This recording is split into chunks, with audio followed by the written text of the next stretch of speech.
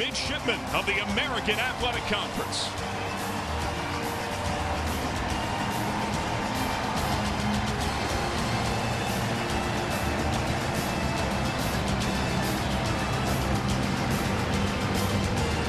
A new day, a new era.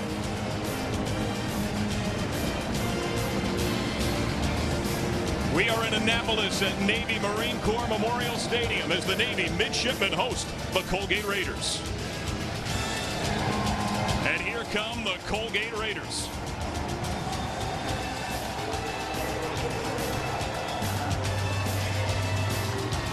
And a pleasant good afternoon, everybody. I am John Sadak alongside the College Football Hall of Famer Randy Cross. College football Saturday afternoons finally back, and conference play has arrived for Navy. Oh, fantastic time for Navy. Their opponents in the conference will have to adjust to them, and Navy will have to expand their game on offense and defense a little bit to compete.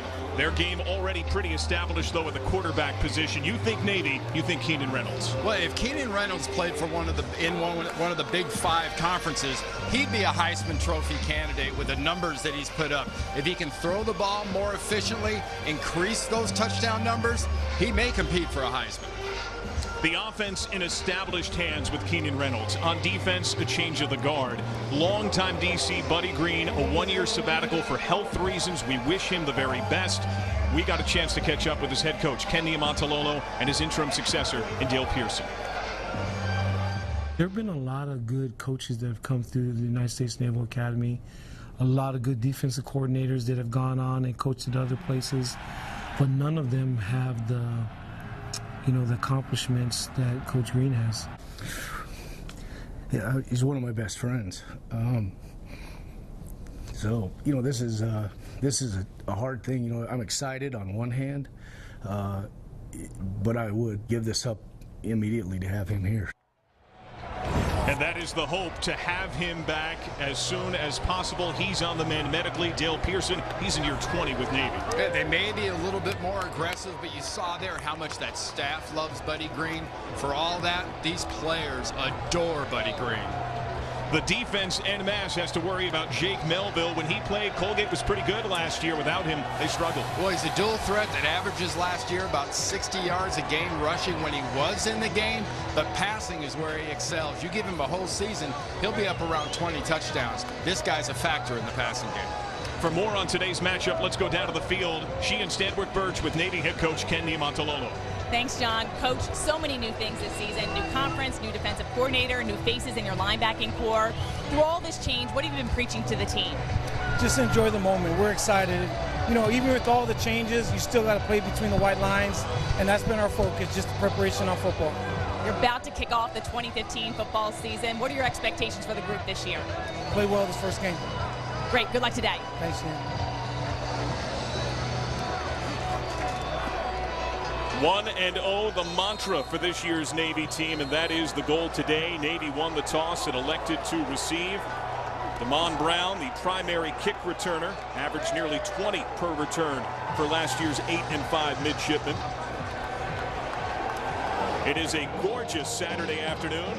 We're in the sailing capital of the world. It would be a good day to get out of the boat, wouldn't it, my friend? Oh, absolutely. Hey, and as a new American Conference member, you may see Navy do this more often, because getting the ball and getting some points and getting off to a good start, you saw SMU, for instance, yesterday competing the way they did. You're going to need to score a lot of points in this conference to win games. Damon Brown will try to shorten that field and aid his team's efforts in getting that ball into the end zone. Kickoff duties handled by Duncan Brennan. He only did it twice last season. Jonah Bowman handled double duty. This year, Bowman focuses on place kicking, while Brennan is on kickoff duties. This is a familiar sight. Navy will be home for 5 of its first 7 this year.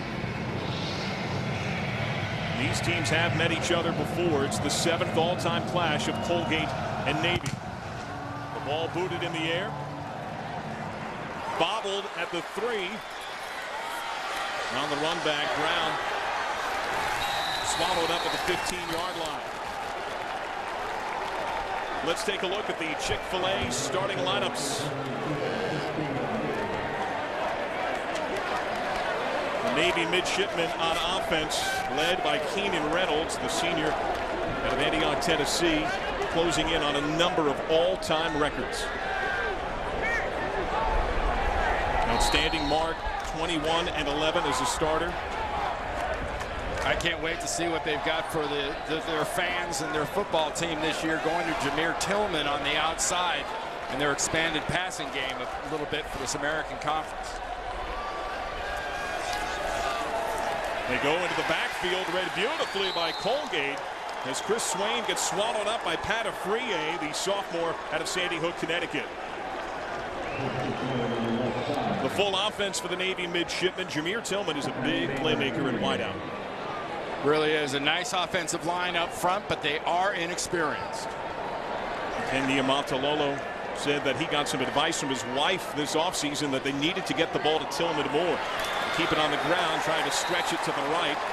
And the toss play to Damon Brown, sniffed out by Victor Sneffen. Sneffen is the man to watch on the Colgate defense. NFL prospect possibly. Yeah, he's got a decent grade from the NFL. You saw some of that lateral quickness that the NFL likes on that last play especially. 3rd and 15. Pressure comes. Reynolds on the corner. Tries to thread the needle and connects. They wanted to spice up the passing game this year, and they do just that. Getting it deep on a 3rd and 15, but it looks like a hold in the backfield.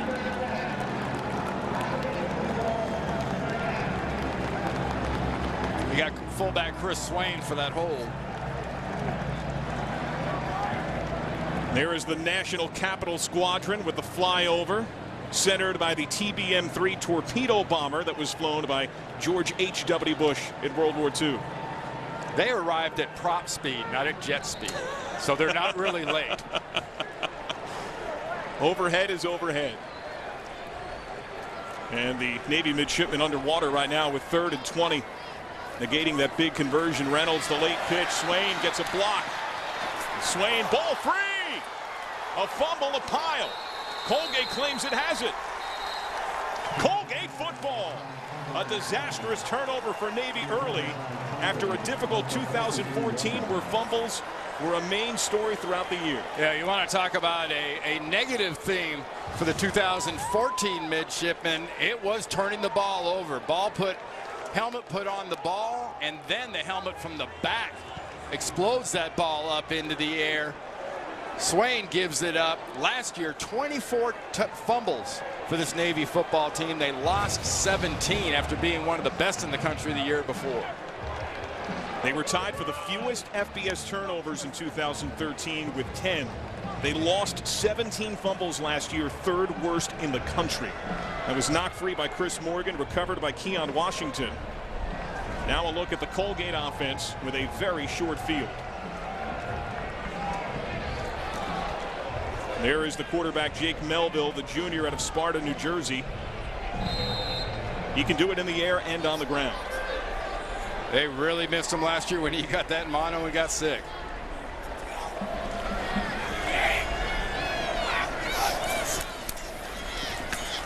Melville on the keeper. Grinds his way to the 16. Let's take a look at the Chick-fil-A starting lineups.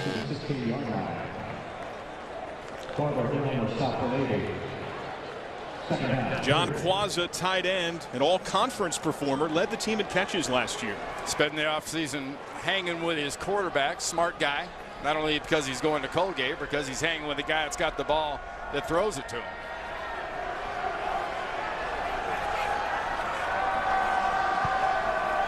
Out of the pistol look. Up the gut. Navy finds it. John Wilkins on the carry. As we take a look at the Navy defense, Sean Williams, the surprise start at corner, disciplinary action taken today. Yeah, coach decision by Ken Niumatalolo. Saw that first run inside. You run at Sarah and Anthony, you better bring it. Those guys can really defend the run inside. Brandon Clements, the usual starter at corner, called the team's best cover man by the coaching staff. sitting the first half, suspended, violation of team rules. Colgate up the gut, pounds to around the 13.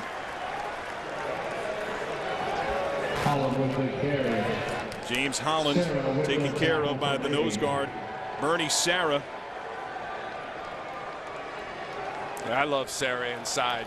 I got a chance to see him during the media's day here in Annapolis, and this conditioning program and weightlifting program has been augmented this year, and you can really tell on guys like Sarah and Anthony and E.K. Binns over on the offensive line. The guys at the line of scrimmage are bigger. On fourth down, Colgate decides to pound it and gets it to the 11-yard line. James Holland at 5'9", 205 rode the waves of his offensive line. Nice surge up front by this offensive line. They average about 290, so they're bigger than this front for Navy, and they just run it straight up the gut right at him. And if you wanted one thing that would show you that more weight conditioning, more lifting, more strength is a plus, it would be in short yards and goal line. Didn't pay off there the first time. Colgate in the red zone, second in the Patriot last year. Quazza in the red zone be a good place to look, the tight end. Melville forced to step up, tuck and run, which he does. Flags out. Melville spun down just short of the end zone. That came from the umpire, looking right at an offensive lineman holding, no doubt.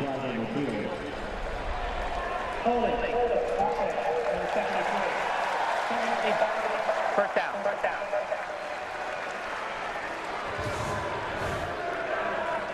73 is the center working against Bernie Sarah. Look at that handful of jersey tugging right there. He was tugging Sarah, wouldn't let Sarah get at his quarterback. Nice job by the umpire seeing that stretched jersey. It's not too hard to miss. It's Jordy Dalmau, who's a first-year center. He was the left guard. Had some injury last season that he played through outside of the finale against Bucknell. Penalty has affected each team early, pushing Colgate out from the 1, taking away a big conversion for Navy. Great look out to the right side, a leaping grab.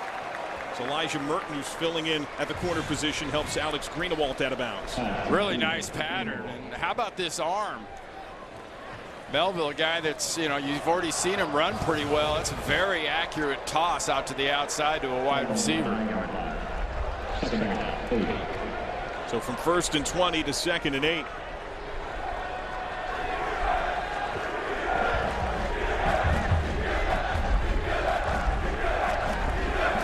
Long cadence from Melville, bit of a high snap.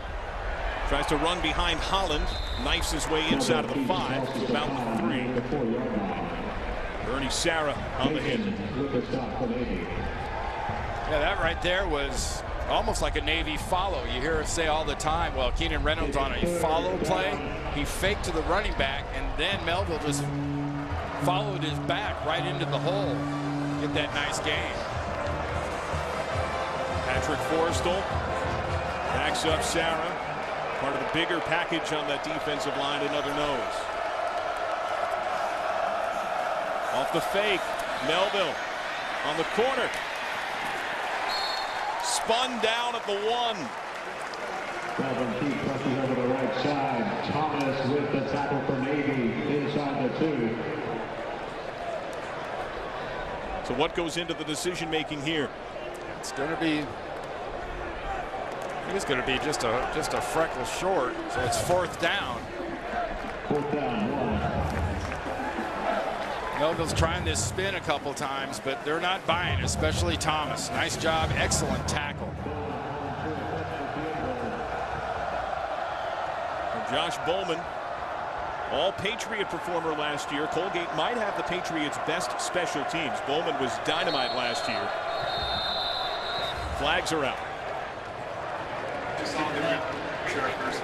Delay game. Offense. 5-yard penalty. 4th down. That's our referee, Ed Ardito.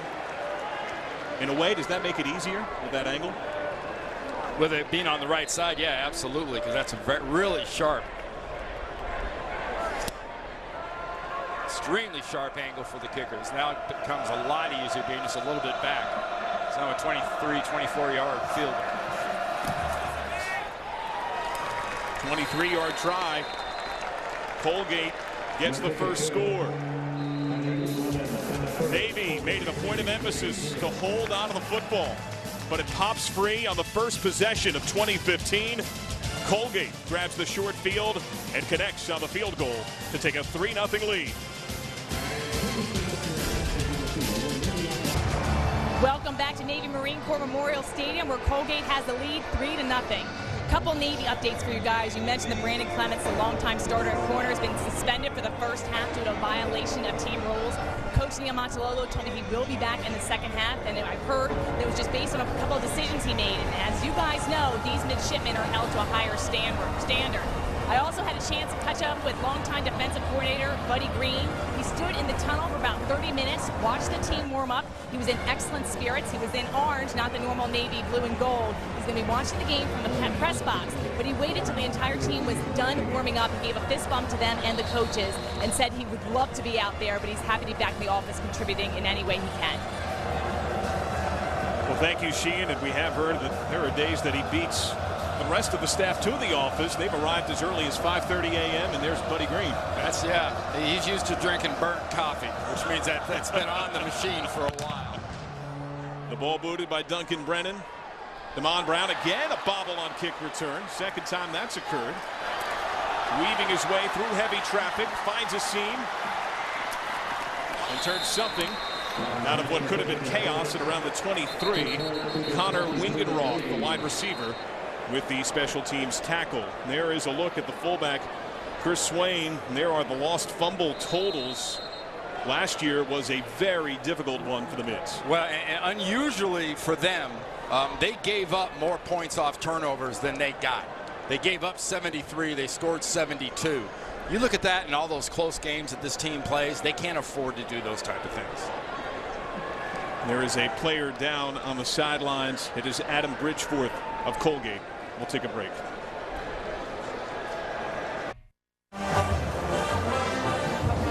Here's an end zone view of that last play, and there's Bridgeforth right there in pursuit, hot.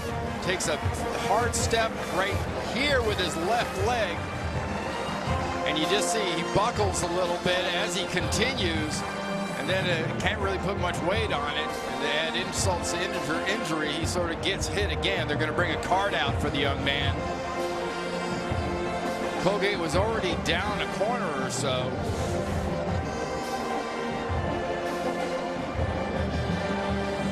Adam Bridgeforth, third-year starter. Dan Hunt believes that special teams are so important. He uses many starters on specials. It's part of what made them so good at special teams play last year. You mentioned Joe Figueroa, the cornerback, who was injured a few weeks ago. He'll be out the first 2 games of this year. Now Bridgeforth is down. They're down to very limited experience. The other backups, Courtney Mims, a freshman, and Josh Ford, who had 4 tackles last year, a junior.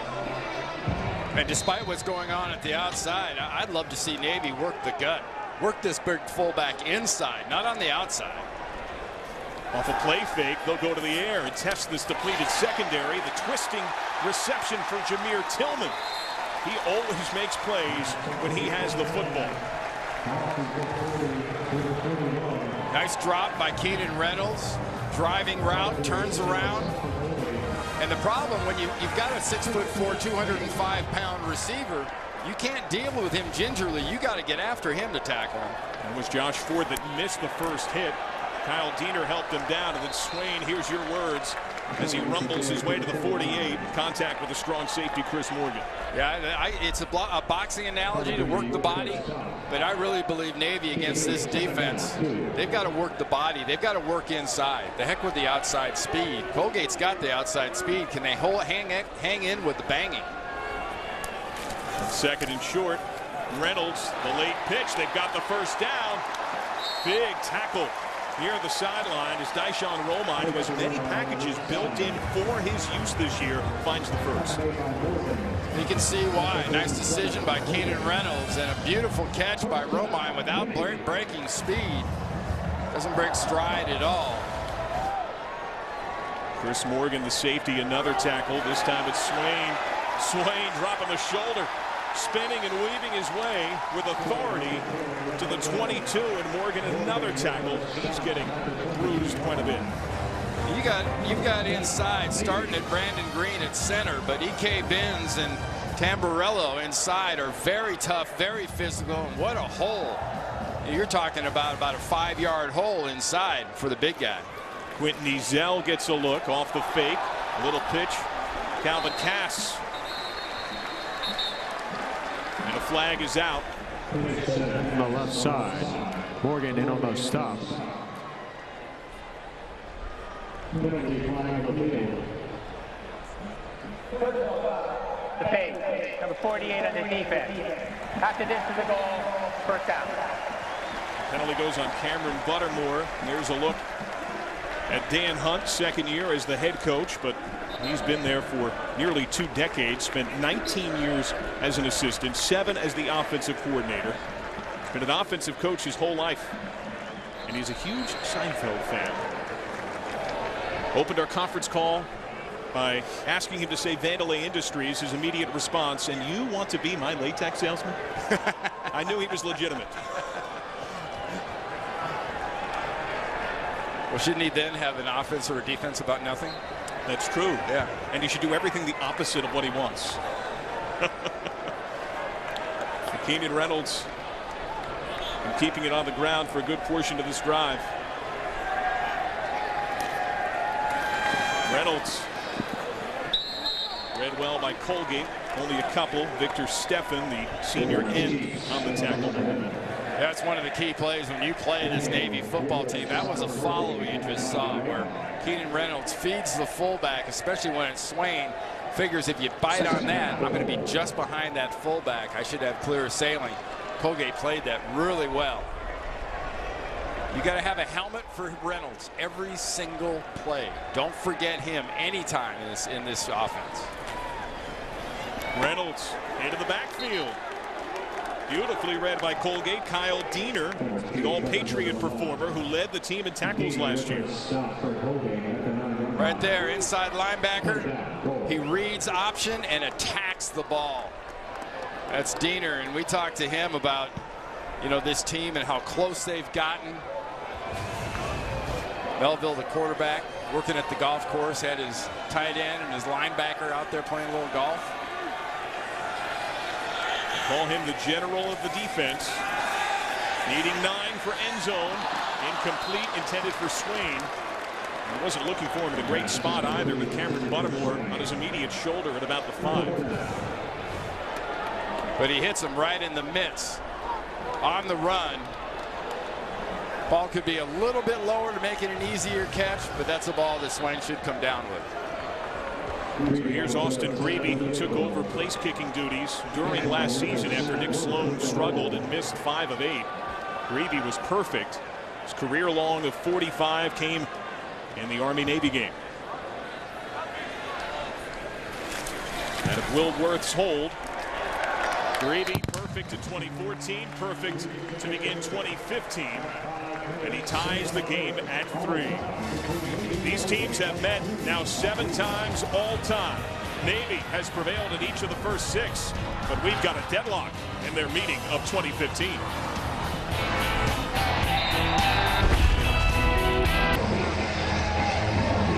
I wanted to show you some of the keys for the Colgate Raiders in this game today against Navy. For the Colgate offense, shorten the game. That means stay on the field. Keep Keenan Reynolds and company off of it.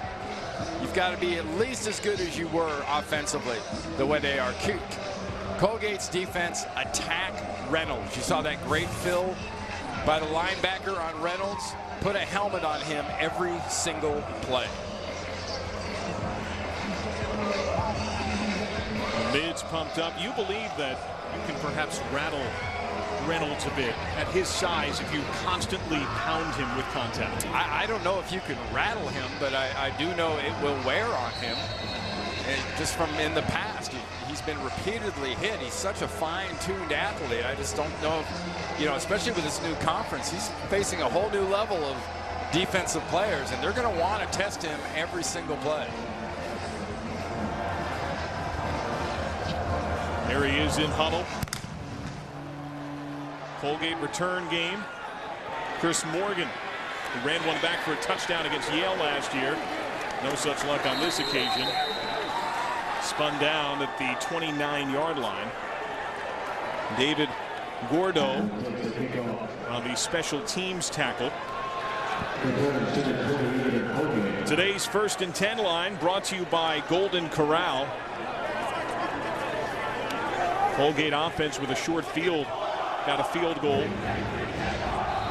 That was a 23-yarder from Jonah Bowman. They at one point had worked their way to the 1, but a penalty pushed them back into a 1st and 20. They ultimately had to settle for the field goal. The weapon missing so far, number 80, Quaza, the tight end. James Holland in at tailback. They've been rotating a bit. Navy showing blitz. Melville tries to keep. Will Anthony says, no, sir. Navy's offense, their keys, get Swain to 100 and take care of that ball. One's going well, the other one so far, not so much. For the Navy defense, you got to master that new defense for this new conference, and that is a question. Are they going to be more aggressive under the new defensive coordinator person? 2nd and 10. They showed that blitz on the 1st down play. They bunched some bodies near the line of scrimmage here. Long cadence by Melville. Melville puts it on the ground, and Navy, led by Will Anthony yet again, denies, holding them to just a count.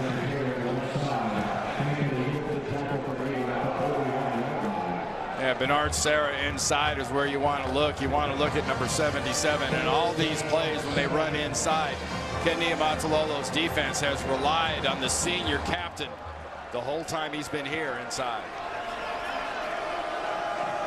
3rd and 7. Colgate converted 42% of its 3rd downs last year.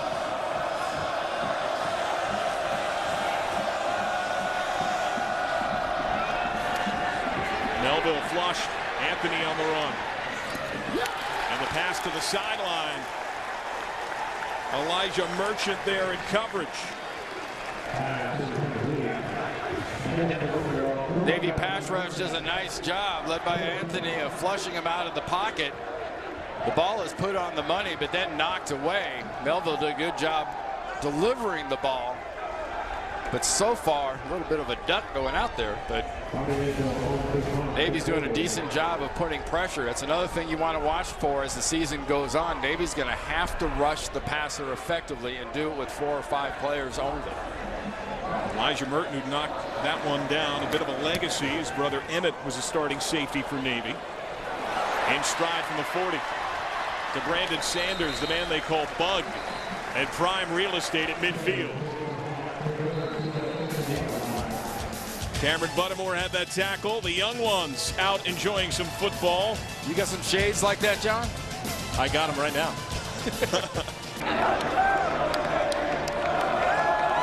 The Midshipmen fired up. Football has returned, tied at 3. Welcome back to Annapolis. John Sadak, Randy Cross, Sheehan's Daniel Perch, and our outstanding crew. Navy has the ball square at the middle of the field. Not a good place if you're Colgate to be giving Navy the ball. This should at least be a field goal for Navy. Chris Swain in at fullback. Colgate reads it beautifully again.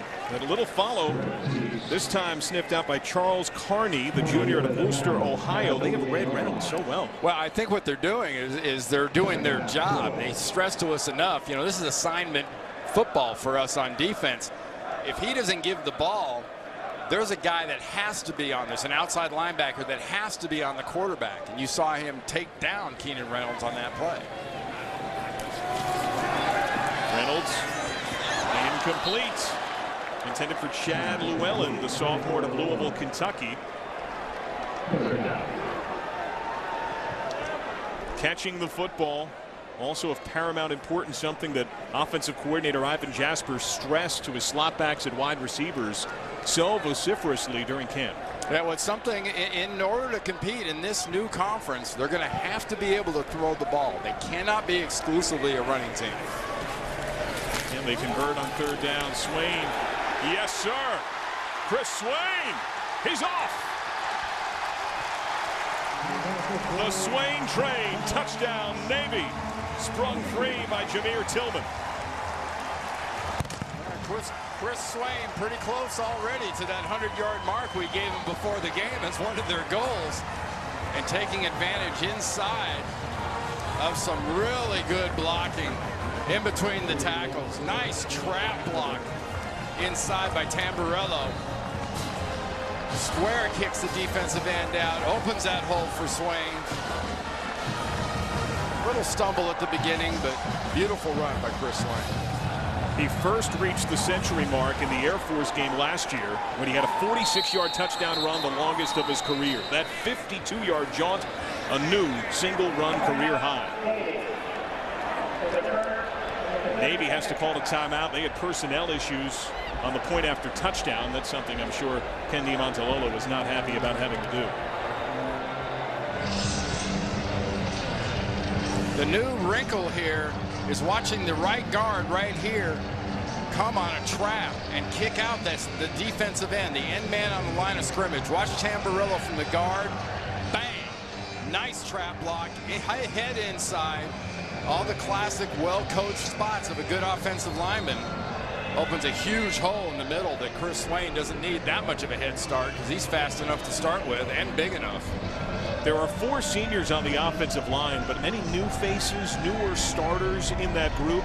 Tamburello replacing arguably the most impactful deficit from last year's offensive line, the loss of Jake Zuzik.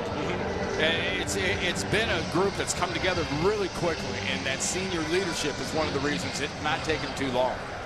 Austin Grady, who's hit a field goal from 26, converts on the point after. 50 yards in 3 plays. They need 44 seconds as Chris Swain went 52 yards to get the score. Swain, the fullback who can be the quarterback's best friend, right alongside Reynolds.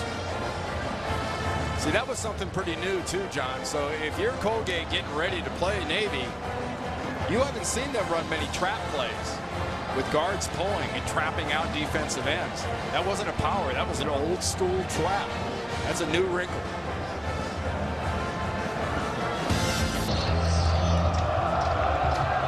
The Navy gets its first touchdown of 2015. This midshipman team has been so good. John, did you notice what happened up here? We've got one of our guys, one of our tech guys up here doing push-ups with the young Navy midshipmen. Now that's... I want to see how long that lasts. Will it be after every score, even in the 4th? I don't know. Chris Morgan out of the end zone. Flags out. Down at the 11. David Gourdeau, another special teams tackle. There's a mid slow to get up.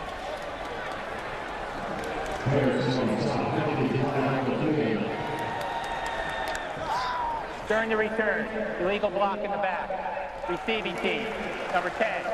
Half the distance to goal, first down. It's Tyler Castillo, the freshman defensive back.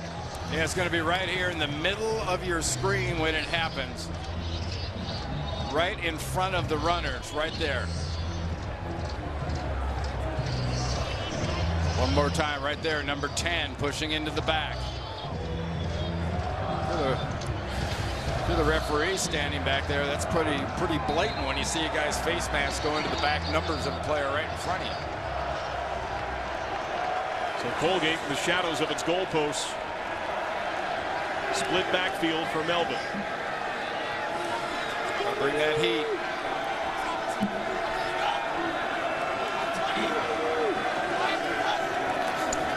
Wilkins. A little fake. They get it to the outside. Melville. Taken down by Tyler Goebel. Armed Forces football proudly supported by Golden Corral.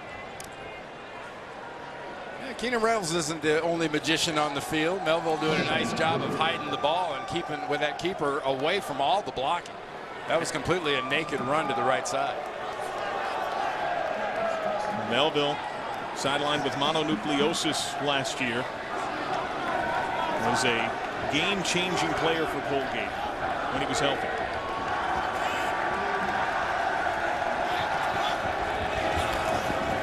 Melville to the air. Through his bobble bit. Yes. John Mataluna. He is their playmaker.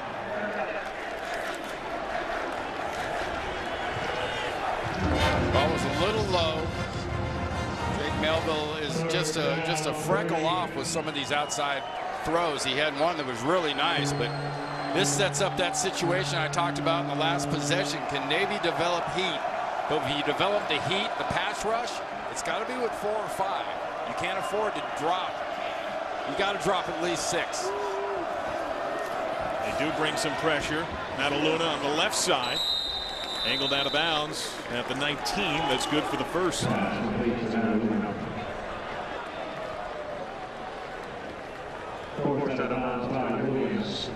Definitely a little bit more aggressive. The interim defensive coordinator, Pearson. You know, Buddy Green, very much a bend don't break kind of coach. So any extra heat or aggressiveness is sort of a signature of Pearson in this idea. Melville, quick hitter. Oh my! The contact comes fiercely from Josiah Powell. Dale Pearson said they had faster outside linebackers this year than they've had in some time, and Powell at the striker position fits the bill. Come on, that's not fair. It's no fair when the guy ain't looking. Quick little flare, you get to set the guy up. That was very excellent. You know, in the past, that's a sign of coaching. That would have been a high hit. Now players are taught not to target, go down low, hit low. Submarine, the 6'6", 250 tight end.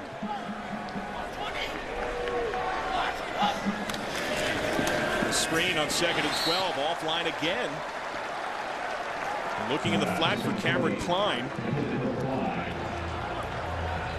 Puts Colgate in a precarious 3rd down and 12. And Melville threw that pass like he expected his back to be curling up much more. He threw it to a spot that back was nowhere near. Now again, you're in that pressure situation. Do you bring that 5th player, or do you drop and cover and try to keep him short of that 1st down mark? I'm betting on pressure. They do bring it. Flags out. Looks like we had some movement. 5-yard penalty, 3rd down. Ryan Paulish, the sophomore left tackle.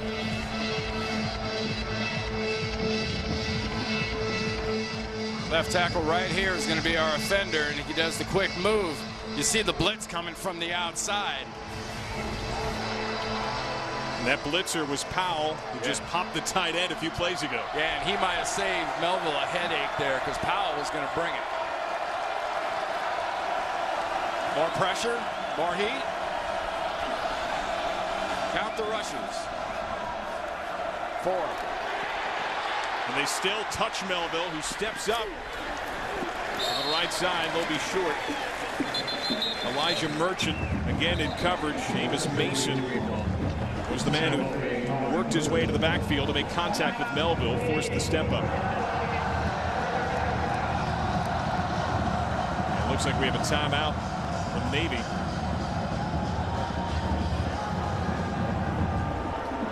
These teams met in the late 90s, 1998, perhaps the most exciting game of the prior 6 between Navy and Colgate. Navy down at 1 point, 2 touchdowns, needed 3 in the 4th, led by Brian Broadwater. His first start, he filled in for the injured Steve Holly, led the team on a 99-yard drive to win it. 61-yard run with 61 seconds left as Navy survived Colgate 42-35. 17 years ago, and the Navy quarterbacks were already running. Broadwater certainly had the ability to make plays. There, Dale Pearson dialing up the plays for the defense that contains Colgate, forces the punt. Nico Armiento. He is the brother of their former star linebacker, Mike. Fair catch. Calvin Cass.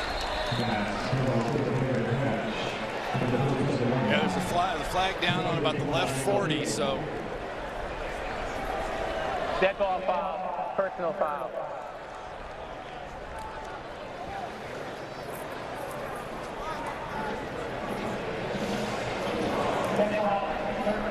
Hit number 56. 15-yard penalty from the end of the run. First down. Let's take another look at Mr. Broadwater. Our past pro shops, where are they now? Had that huge day back in 1998 as a naval flight officer these days, stationed in Virginia Beach, Virginia. Broadwater, a leader on the football field, now a leader of men. That's interesting. That's what Keenan Reynolds wants to do. He wants to be a naval flight officer. So he spent his off season doing some of the training. He's been pointed in that direction. There's a look at Brian Broadwater. That's his uniform these days. NSA Hampton Roads. A path that Reynolds might take himself in the very near future. Keenan talked about leadership and the nature of being a captain. He's one of the 2 captains this year. A huge honor for a midshipman to have. And just sort of a reminder that this is what these young football players do when they're done with their college football careers. And all these midshipmen, they go into the service of their country for an extended period of time, and they're responsible for all our safety. Only 5 seconds, likely the final play of the quarter.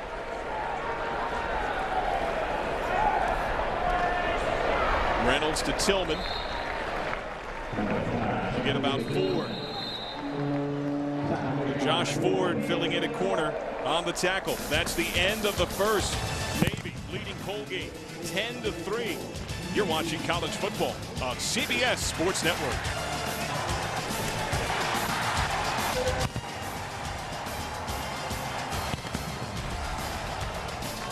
Annapolis, Navy pacing Colgate, 10 loses. The first FCS upset of the year. First time Fordham has ever beaten Army. By the way, they played in Army's first ever year of football in 1891. Chris Swain, first play of the second quarter. That's near the marker. Josh Ford again on the tackle.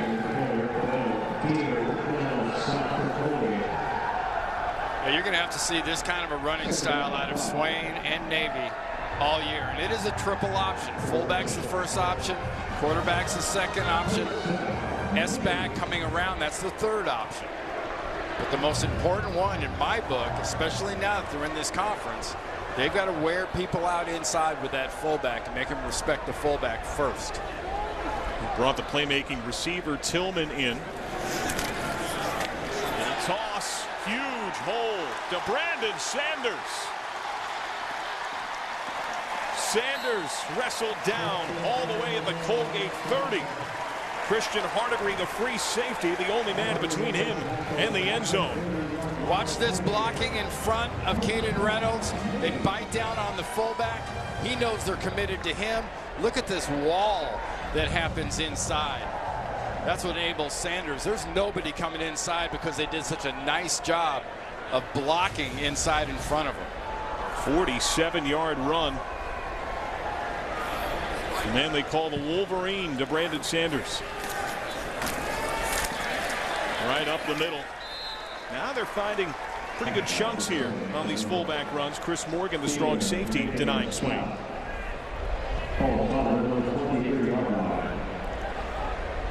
This 1st and 10 line brought to you by Golden Corral.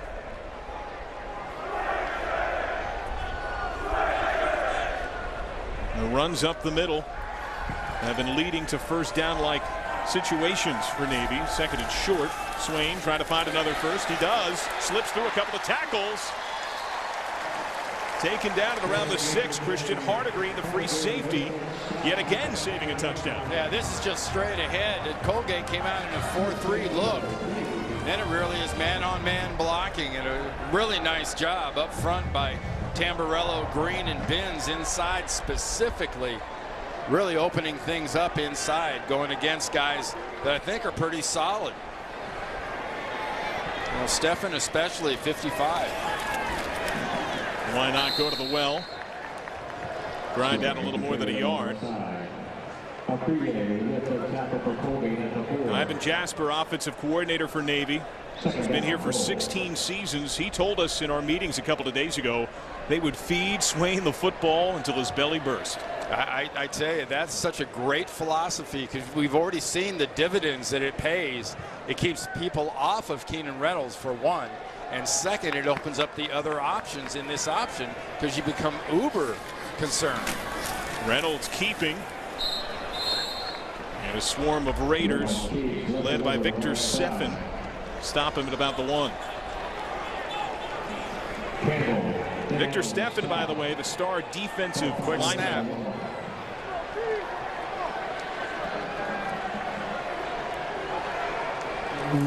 Reynolds keeps. Reynolds plunges and scores. Another touchdown for Keenan Reynolds, the 65th of his storied career. Yeah, you'll hear that a lot this season, and you'll hear us remind you he is the touchdown scoringest quarterback that has ever played college football at the FBS level. Passed a number of huge names last year to take that list. Wow. The mids pumped up. Tim Tebow, bye-bye. Colin Kaepernick, see you later. Greavy's point after. He remains perfect on the day. The field goal and a couple of extra points. This score doesn't happen without the 47-yard run from Brandon Sanders. He got more than half the offense right there. The Swain train pounding his way into the shadows of the goalpost, and it sets up the QB. Keenan Reynolds. Navy, another TD. 65 rushing TDs and counting for Keenan Reynolds. His latest helped make it 17-3. He has more rushing touchdowns than any quarterback in the history of the game, and he's now closing in on every position on the ground.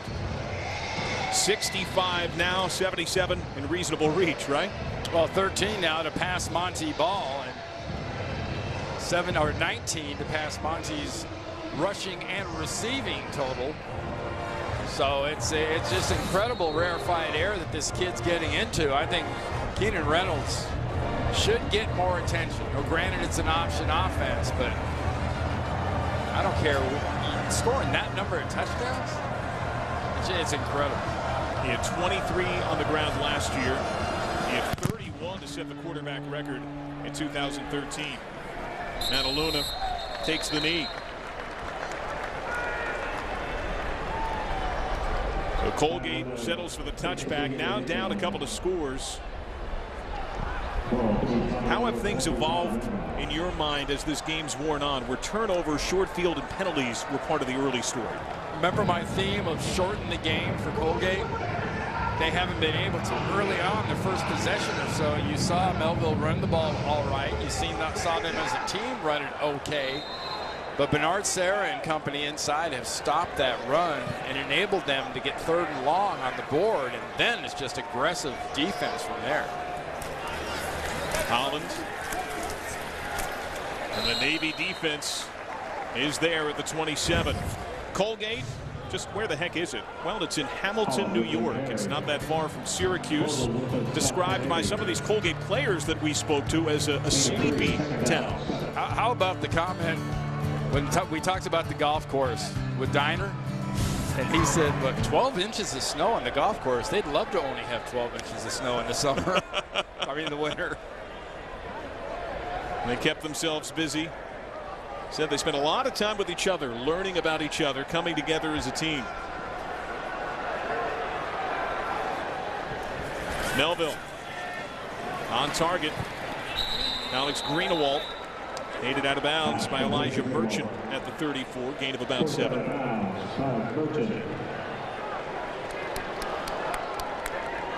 This sets up a third and short situation. Now we got to keep a close eye. 77 and 90. 77's Sarah. He loves to stalemate, and Will Anthony lives in the backfield. They show blitz pressure on the edge. Split backfield to help block. They bring the pressure. Melville keeps it. He gets the block. Helps deny DJ Palmore. And he has the first out to the 41. Today's 1st and 10 line brought to you by Golden Corral.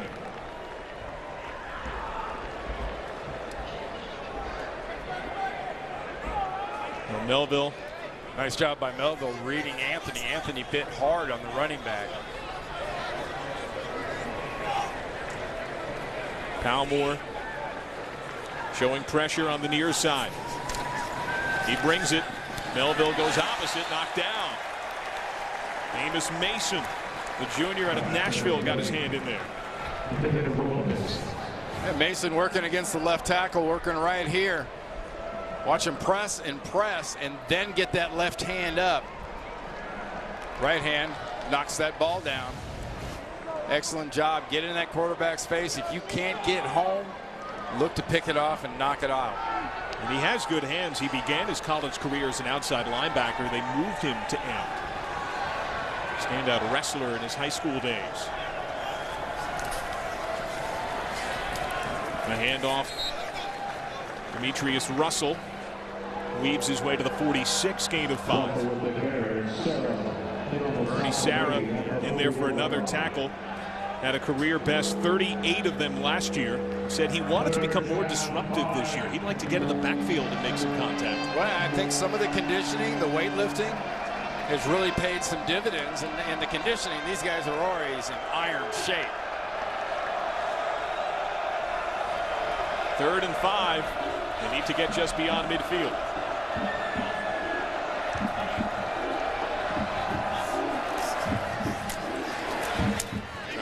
Right in the middle of that Navy defense, stopped at the 50. The stalemate forced by Micah Thomas. That's short. Is there a decision to make here?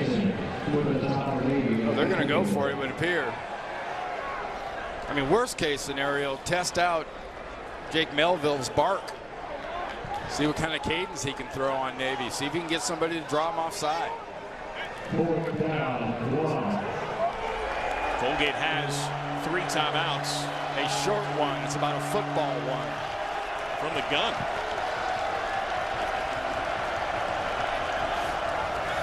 Bit of a high snap. They put it on the ground. This will depend upon the spot. Was a nice job inside by Sarah and Anthony. Anthony especially penetrating off that defensive left side there, number 90. That spot is right around the marker. So our crew will employ a measurement. And Anthony there at the left defensive end goes right through the tight end's attempted block. You'll see him come into the screen right here. Number 90 gets into the legs of the running back, takes him down. Sarah shed the blocks in front, and they held him up short. So Navy's defense prevails. Kenny Montalolo fired up. For Dan Hunt, that's a risk you have to take, right? It is. At 17-3, I think, with this option offense that's been running so good against you, you've got to take the chance to keep your offense on the field. Because right now, Keenan Reynolds and Navy being on the field means points.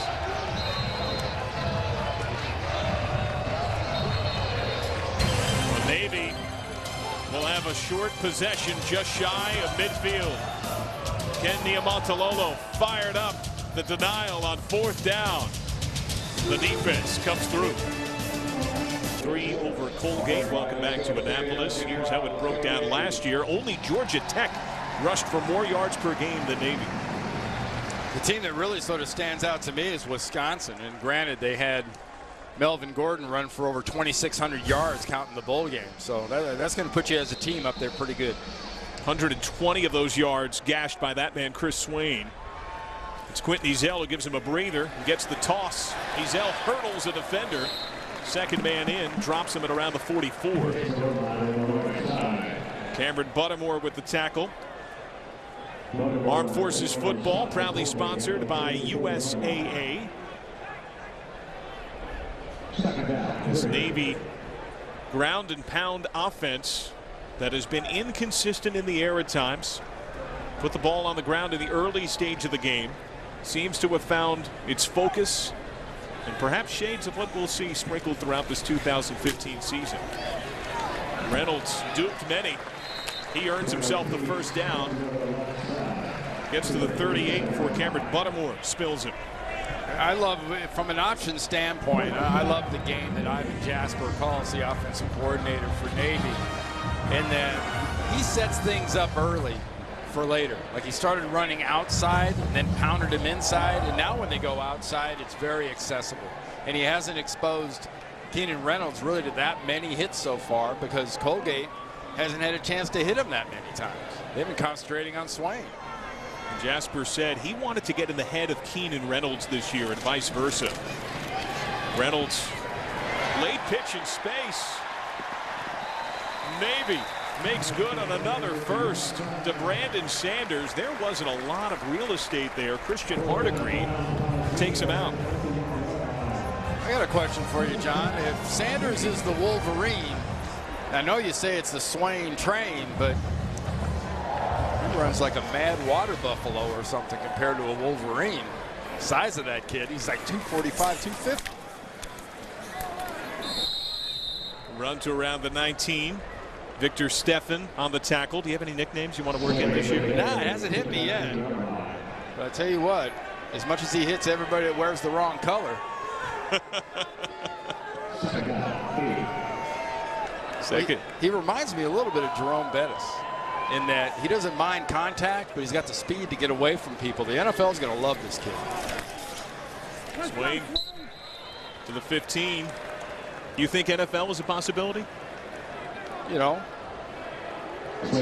luck in his government allowing, yeah, I think he's going to be able to. I think he can play at the next level. You know, he's a fullback that's unlike many others they've had here. Look at the three that they have.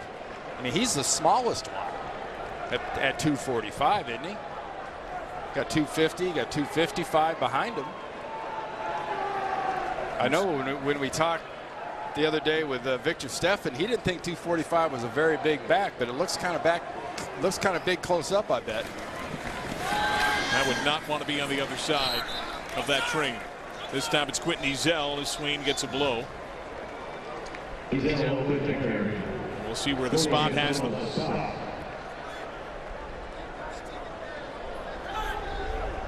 And around the 12-yard line, there's Quentin Ezell. Big body, physical young man. Spent a lot of time on special teams last 2 seasons. He'll be the first off the bench in place of Swain. Pretty deliberate pace here with the offense. They're not immediately on the ball. You notice a little bit of a difference from last year?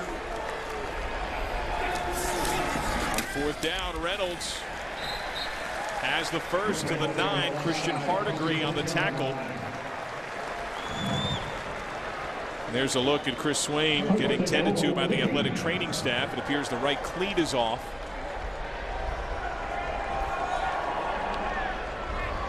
So we'll get word from Sheehan Stanwyck Birch when we have more information. It's like they're getting ready to retape his right hoof. It does have that kind of a feel, right? The toss. Romine. Ivan Jasper spoke of the yearning for Keenan Reynolds to be in the same mindset that he has.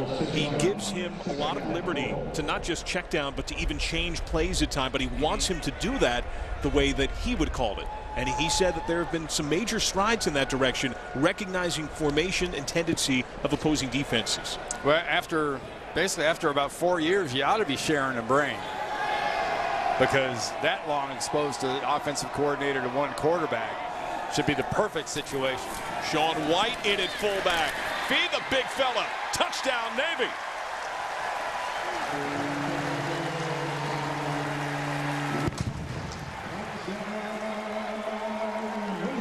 Sean White being the mere 255 at fullback that they have, and there aren't too many 255-pound fullbacks out there that teams feel really good about running a speed flip with.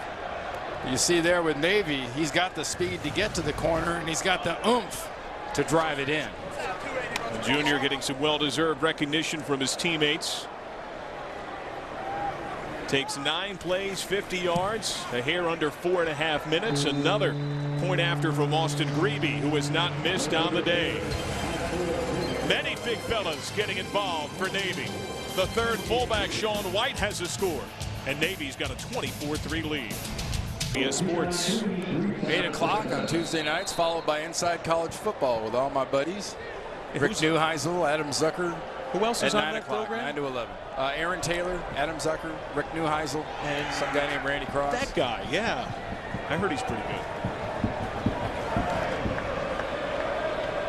Austin Grebe, solid job on kick duties today. Mataluna was forced to take a knee last time. He surges out to receive this one at the 6.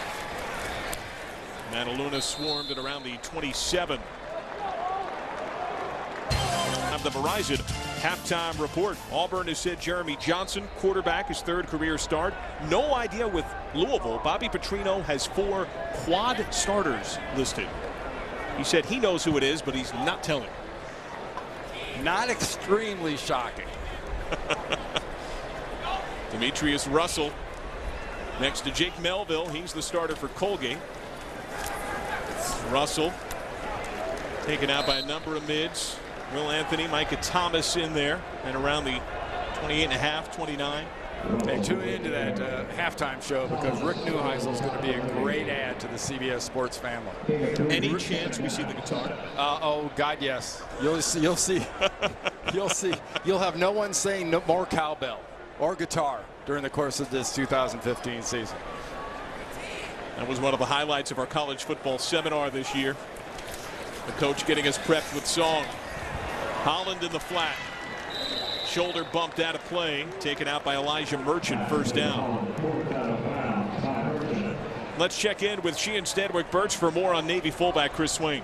Guys, good news for Navy. Chris Swain is okay. He had a lower ankle sprain, a previous one that has been bothering him, so he got taped about midway up to his calf, and he's been warming up on the sideline. He looks good to go. That's excellent news. Thank you, Sheehan. There he is. He's just off to the start of an outstanding day. He's been the main workhorse in the rushing attack. Melville flushed, forced to throw to the sidelines. Daniel Gonzalez, the linebacker, pressuring him. Well, we gave Colgate a mantra or a mission of stay on the field. Started out pretty well staying on the field, but after that, not so much. And they've been under pressure a lot from this Navy defense, who's dealt with them very aggressively. And inside, Sarah and Anthony have done a wonderful job of attacking the running game. Navy leads time of possession and the scoreboard 24-3. That's not a good sign for Colgate. Melville too tall. Double covered, surrounded Alex Greenewald, including Merchant, who's done a pretty solid job in that corner spot. I was just going to say, Merchant's really done a nice job. Remember, Clements normally starts there. Little team rule violation. Going to be held out this first half. We will see him in the second half. But Clements really, Merchant has stepped up, and it's been a seamless matter of him playing. You really haven't even noticed him, only from the positive standpoint. 3rd and 10, pressure comes. Melville closest to Merchant, out of bounds. Will Anthony, Josiah Powell brought the big time pressure. Sheehan Stedwick-Birch informed us of Brandon Clements, and the suspension had him out for the first half. Quincy Adams also out today, nursing a hamstring. So men like Merchant have been filling in. Fired up on the sidelines. Yeah, good stuff for David Person and his defense, because they have been aggressive. They've kept Melville from really committing to a pocket. He scrambles quickly. Brandon Sanders. Sanders knocked down shy of the 30. There is a flag on the field.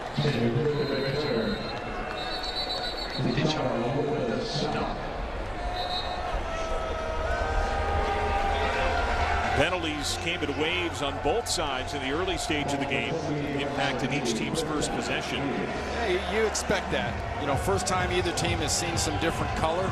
They've been hitting their own guys for the last, seems like, 6 months or so.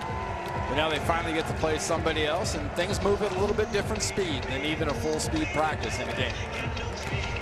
And that usually means mistakes. Holding. Kicking team. 10-yard penalty will be assessed at the end of the run, and it'll be a first down.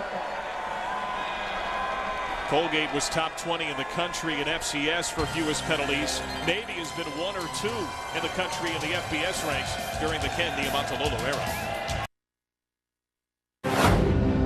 Last year, the 115th Army-Navy game, the Jackstaff Unis broken out by Navy in the first block punt, the only one of Navy's season, gave Army a score, but Keenan Reynolds' leadership and versatility spearheaded a comeback. Army held tight a 52-yard field goal. The ensuing onside kick recovered by Navy, and Thomas Wilson make it 7-0 for Ken Niumatalolo against Army, and 13 straight wins for Navy. The countdown is on. And we are already in the double-digit range. Barely. 99 days. Reynolds off the pump. Tillman wide open. Jameer Tillman. Tillman in space gets a block. Down at the 18-yard line.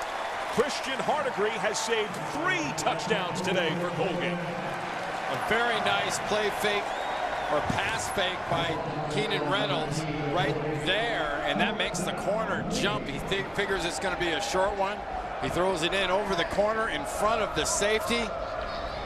And as you mentioned earlier in this game, Coach Niumatalolo's wife, pretty good eye for talent, passing game-wise, isn't she?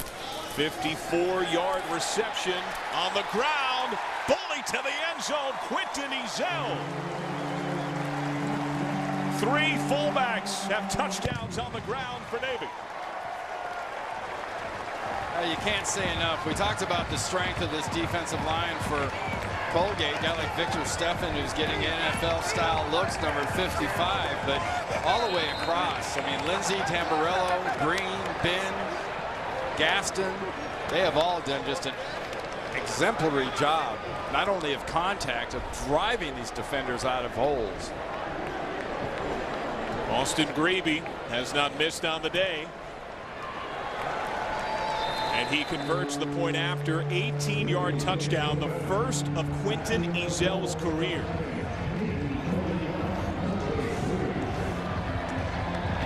Off the play fake. Can't be much more open than that. Wide open there, right zone. Defense right in the hole behind the corner. Looking for the help over the top from the safety. And textbook blocking inside. Another pulling guard coming around. You've got a 250-ish pound ball carrier. They've got some nice leverage coming forward. You saw a little bit there at the end when he had somebody bounce off him before he scored such a.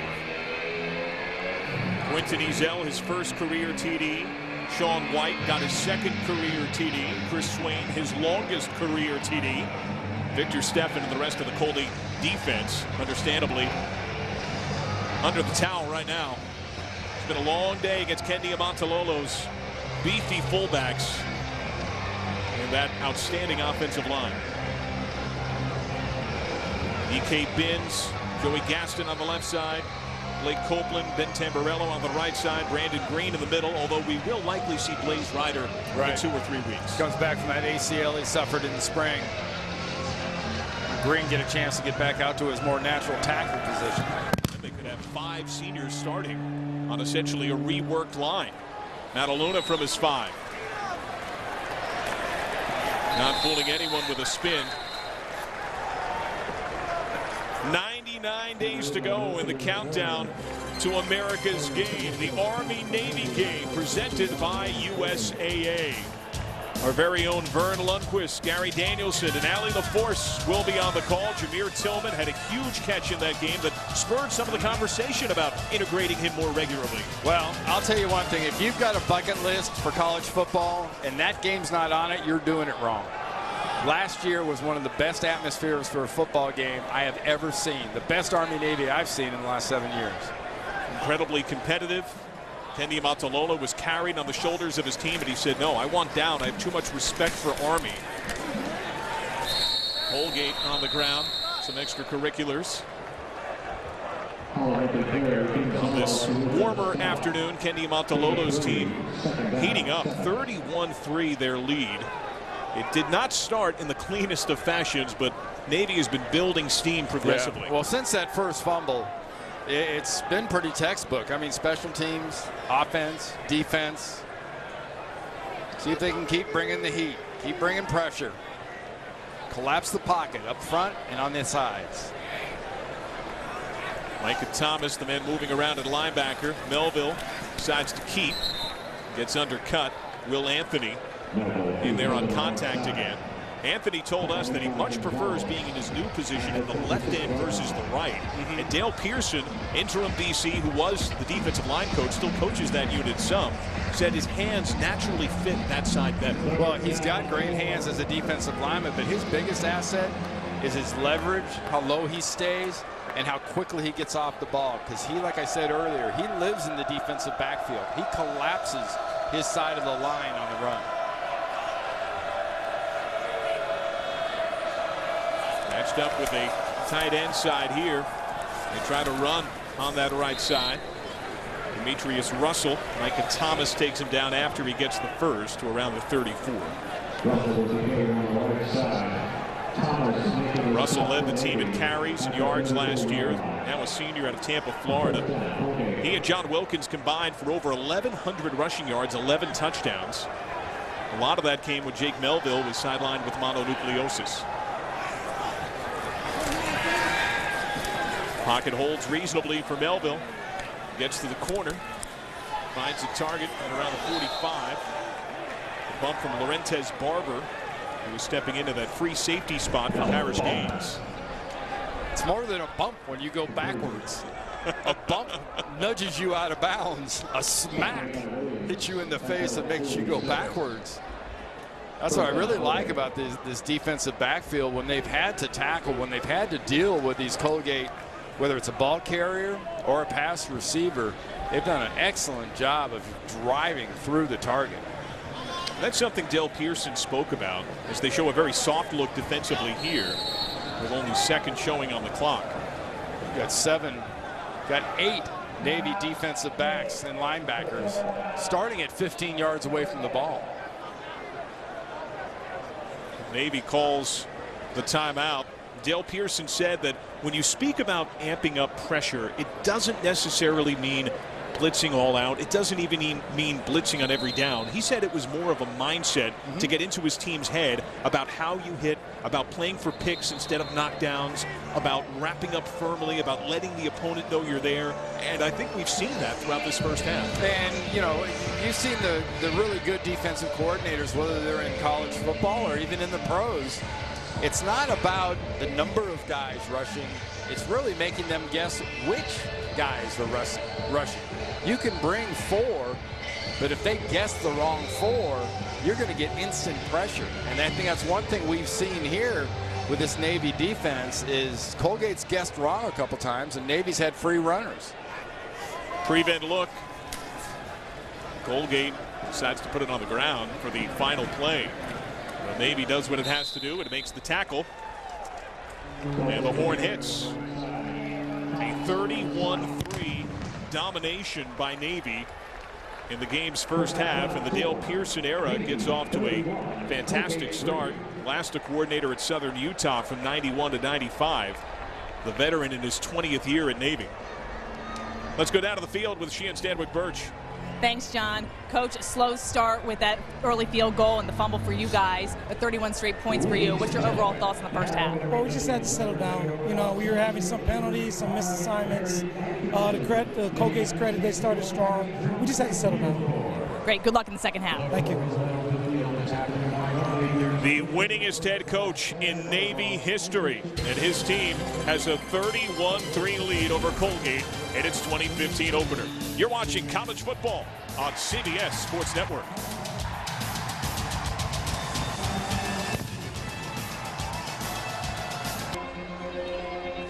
Halftime at Annapolis, Navy leads Colgate 31-3. The coaching staff spoke quite a bit in the offseason about opening up the offense, in particular in the air. Randy Cross, we saw that with the wide receiver Jameer Tillman. Well, it was open a little bit wider, John. Had 3 completions. It was Jameer Tillman short or Jameer Tillman long, but it was all Jameer Tillman for 3 catches and 67 yards. He didn't score any touchdowns receiving, but he really didn't need to. Navy almost flawless, only 1 fumble, 31-3 over Colgate.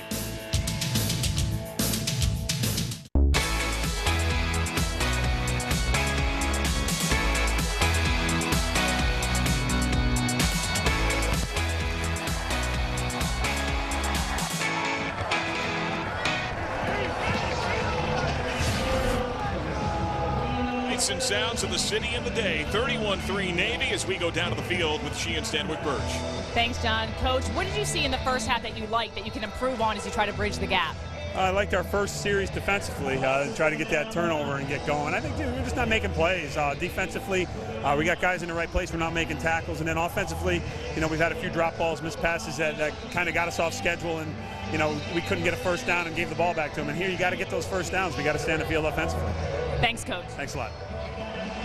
That is Dan Hunt, the head coach of the Colgate Raiders. We welcome you back into the booth. John Sadak and the College Football Hall of Famer Randy Cross. Dan Hunt went back to that first moments of the game, and things looked a little rosy for Colgate at the time, but then came the Navy running attack. Yeah, I mean, offensively and defensively, they look good, and we've made the point at the end of the first half. Been nearly flawless since then, but the highlight to me is what needs to be the highlight of this season, and that's the fullback, Chris Swain. Somebody in that position has got to be just body punching. Wasn't exactly fantastic. He's the guy that fumbled off that first carry on that flip out, the speed run on the outside, but he made up for that. Long touchdown run, and that offensive line up front was brutal, dealing with that defensive line, defensive front 7 of Colgate. Excellent job opening holes for Chris Swain. Longest touchdown run of his career, already over the century mark on the day. The fullbacks account for 3 rushing touchdowns, and they spread the wealth, although perhaps not entirely by design. Swain aggravated the ankle sprain, as she had reported on in the later stage of the first half, but since returned to action. Navy won the toss and elected to have the ball at the start of the game. So Colgate will have possession to begin the second. John Mataluna, the outstanding return man, has mostly been held in check. 1 touchback. He's also been corralled a number of times shy of the 20. So Austin Greavy,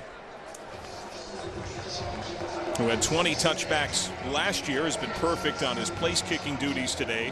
Mataluna, all Patriot League return man, had a long of 56. He averaged 23 per last year. He is a playmaker at the wide receiver role as well. Goes to some of the talks we had with Dan Hunt about using starters on specials, and that cost him one of their primary corners, Adam Bridgeforth, in the early stage of the game on a special teams play. Mataluna did not want the knee, but he had to take it. Let's take another look at the keys, Randy. Well, if you're thinking about unlocking the keys for Colgate, that lock's still locked. Supposed to shorten the game. So far, 6 possessions for each side. That has not been a positive for Colgate. They haven't kept Navy off the field, haven't gained very many yards, and out of 33 plays, they've hit Reynolds 7 times. They haven't had a chance really to get after Keenan Reynolds that much. I think, teams will study Air Force. Air Force makes a point of getting after Keenan Reynolds, the quarterback in this option offense, on a regular basis. And bested Navy last year. Melville out of the gun. Navy showing pressure. The swarm Durham Swallows led by Amos Mason. As Colgate journeyed back out onto the field, Kyle Diener, their star linebacker, hobbled. Diener, the junior out of Boca Raton, Florida, all Patriot League performer. He was the team's leading tackler with 89 last year, 4 sacks, 3 picks. Looked like he might have been cramping up. Yeah, that's a classic cramp. Trainer had to get in there and start massaging that hamstring, and once that starts, it doesn't stop on you. Play fake, batted ball. Will Anthony knocked it free, nearly contained by Daniel Gonzalez, who sprawled out.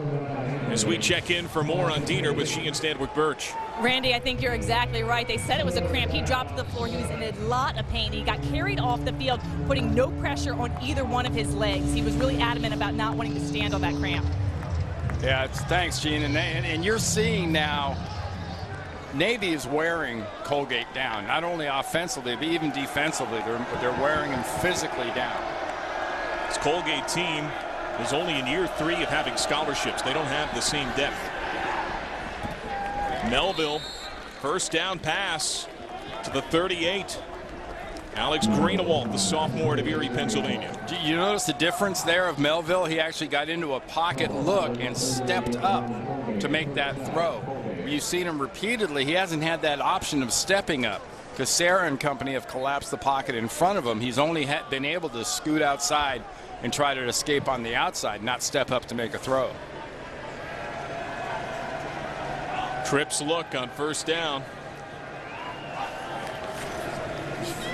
And they decide to go on the ground with Russell. Russell grinds his way to around the 46. Amos Mason with the tackle. Armed Forces football proudly sponsored by USAA and Northrop Grumman. Colgate opening this second half much like they opened the first half. Running the ball effectively, looking pretty efficient. Keep in mind that Brandon Clements is back on the field for Navy. He's set up top of the screen. He was suspended first half for a violation of team rules. He's back at the corner spot. Melville swirling around, right around the marker. Amos Mason in the backfield. Daniel Gonzalez helps level the quarterback. Remember last year we saw Anthony from that right defensive end position spend so much time in the backfield. Mason's kind of picking up right where he left off. Spending a lot of time in Colgate's backfield. Mason, the new face. They lost a senior, Paul Quisenberry. Had an outstanding career and an emotional final season. 3rd and short from the gun. It tells you a bit about the physicality Navy has brought today. Colgate ultimately converts. John Wilkins pounds his way to the 50, moves the sticks. That's a really nice job by Colgate there with a little pull by the guard, little quick trap on the outside, going to the weak side of Navy's defense, and there was just a natural edge they could get right there to get that first down. Stack some wides on the top of the screen and motion out Greenewalt. Navy brings pressure. Melville feels it. Melville using his athleticism, nearly picked off, in and out of the hands of Sean Williams, the freshman corner, getting some time with Adams injured. I know one thing, Sean Williams in his 4 years of playing football, hopefully with the Naval Academy, is not going to have a better chance to get an interception than this. Sometimes you just got to do the simplest thing, which is catch it before you worry about what you're going to do with it. Melville has to catch it. Anthony falls upon Melville after the quarterback tumbled down on top of the free football. It feels like there has been a cumulative effect from Dale Pearson's defense on this Colgate team. Randy, what kind of a difference does it make when you're dealing with only 60 scholarships? The FCS limits 63. Patriot League uses 60. There's a bit of a difference. I mean, they've only got, being in their 3rd year, there's only 45 guys on their team that have scholarships. Backside pressure on Melville. Zigs and zags his way through it. Knocked in the air, nearly picked off again. Daniel Gonzalez, who tied for the team lead with 3 picks, batted that ball free. Now, one play in that sequence, we saw Melville be able to step up, be comfortable in the pocket, step up and make a completion for a first down. Every other pass since then, he's been running for his life. They've collapsed the pocket. When they've done it well, they've collapsed it from the middle, and then the guys on the outside are starting to put the pinchers on. Armiento's punt. Sanders slips through a man, spins off another. It takes 3 more white jerseys to drop him around the 30. All that pressure courtesy of Dale Pearson, who's fired up. Body English, willing his team to success. The beautiful scene on the water, the baby mid showing off the colors. 31-3. You know how mad he's going to be when he finds out you called him a baby mid? He could probably take me, Randy. Navy starts at its 30. Quinton Ezell at fullback. Play fake. Keenan Reynolds knocked down, sacked by Victor Steffen at the 25. So we revisit the keys. Navy largely on the day has hit them all. Yeah, Swain really has. They did not anchor the ball early with that early turnover. Rushing yards, I was going to say, you want rushing yards, wait till you see the second half. They're going to do nothing but try to wear this Colgate defense down further. Doing a nice job, only allowing 156 yards so far. And Micah Thomas from the inside, real presence. Micah Thomas, one of the bigger linebackers that Navy has had, and not just physical stature, but also expectation. Late pitch from Reynolds. Sanders cut down at around the 28. Thomas was a USA Today top 10 breakout player in the group of 5. They predict that in the group of 5 conferences, he'll be one of the names bursting onto the scene this year. Well, he sure has bursted onto the scene today with the way he's played that inside spot, but I think a lot of credit has to go up front to Sarah and company that have done a really nice job of being disruptive and allowed him the space to run to the ball. That's where the experience lies. They're working in 3 new starters at linebacker this year. Reynolds, the calm, comfortable quarterback. Double coverage. Sanders was bumped a bit down the field. Primary coverage from the strong safety, Chris Morgan. Yeah, that's the part of the passing game that I think can be very impactful for this offense. Obviously, we saw Jameer Tillman in the first half, but those S-backs are all wonderful athletes and all have lots of speed. And I think those, for lack of a better term, just sort of hash mark routes straight up the field can be a huge factor with that speed with a linebacker matchup. Alex Bard at a punt. He's essentially the co-starter with Gavin Jernigan. They've said neither man pulled himself away from the pack. Hardigree, the primary punt return man for Colgate. And Bard's first punt, what a job.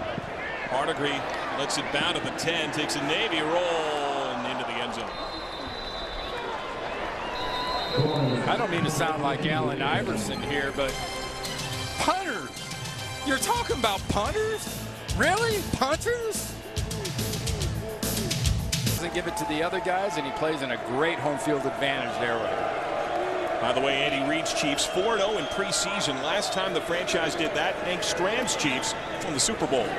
First down pass to Alex Greenewalt. That was Super Bowl single digit, wasn't it? Right around 4 or so? Yeah, the Roman numerals were far easier to understand back then.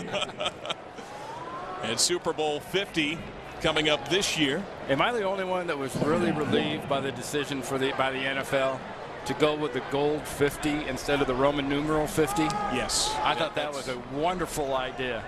And it's something you'll see on midfields throughout the entire season. And on CBS all over the platforms. John Wilkins gets over the 30 to the 31. That's good for a first. We've seen a rejuvenated effort from this Colgate team in the second half. And we don't have mainly, it's pretty regulars in there. The linebackers are new. The linemen up front. Sarah's still there. Anthony's still there. The starters are still in. And Dale Pearson said he planned on rotating those linebackers a bit regardless of the score. Big run. John Wilkins. Wilkins refusing to yield. Stumbled at the Navy 42 by the Rover safety, Quazell Bertrand. That's a bully run. Well played, sir. Watch the blocking up front and the burst there. That right foot, left foot went in the ground. He made the cut, and then 230 pounds versus defensive back. Not really fair. 27 yards on that run. It's about a third of Colgate's total on the day.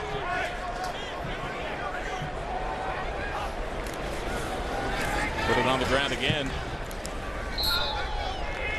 Around the 38-yard line. It's about 4. James Holland with this touch. They've been rotating Russell, Holland, Ed Wilkins in that backfield. They go to 2 backs sometimes. We saw a lot of pistol early, and it feels like more shotgun lately. Yeah, a little more just spread, more of an option look out of the shotgun. Big physical offensive line, 290 or so for Colgate. I think they got pushed around a little early. Right now they're asserting themselves. It is a larger line for an FCS school. Into the flat. Wiggenroth on the spinning catch.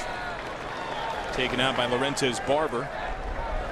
That's a good sign for Jake Melville. I mean, he was off target on those little throws, the simple throws in the first half. So far, he's been on the money in this first half of offense, second half of offense. Got nice protection, too. Getting rid of it quick.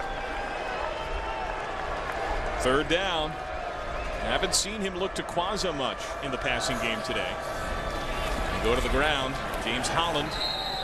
Looks like he'll be about a yard short. Tyler Goebel, the junior linebacker. They'll go for it here at 31-3. Absolutely.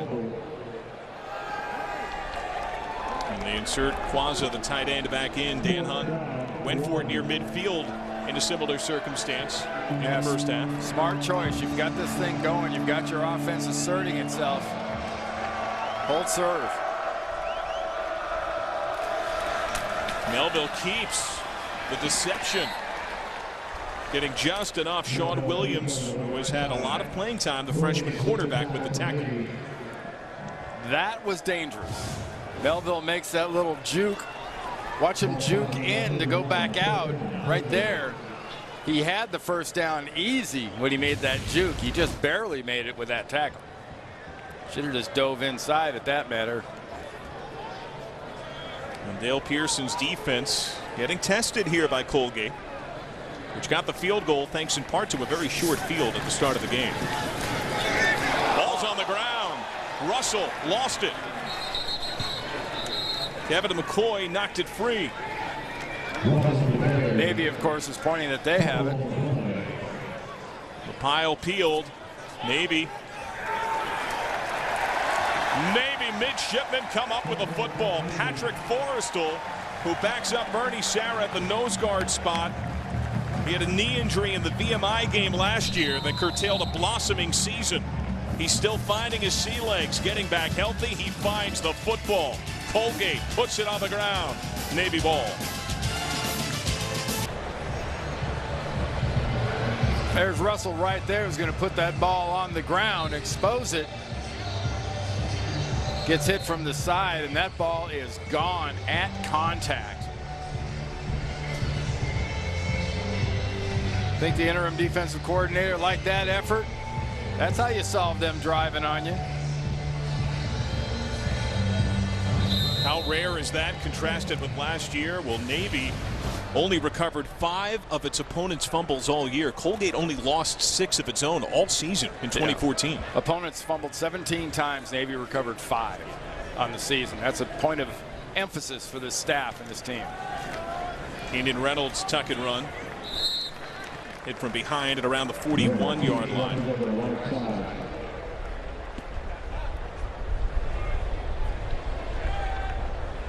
A 31-3 advantage for Ken Niumatalolo's team. He is the winningest head coach in Navy history, past the College Football Hall of Famer George Welsh late last year. The 50-year-old, the first Navy coach to go 7-0 against Army, trying to go 1-0 today, and that's been one of the running mottos for Navy building to this season. Ezel, even when he's hit by Hardigree.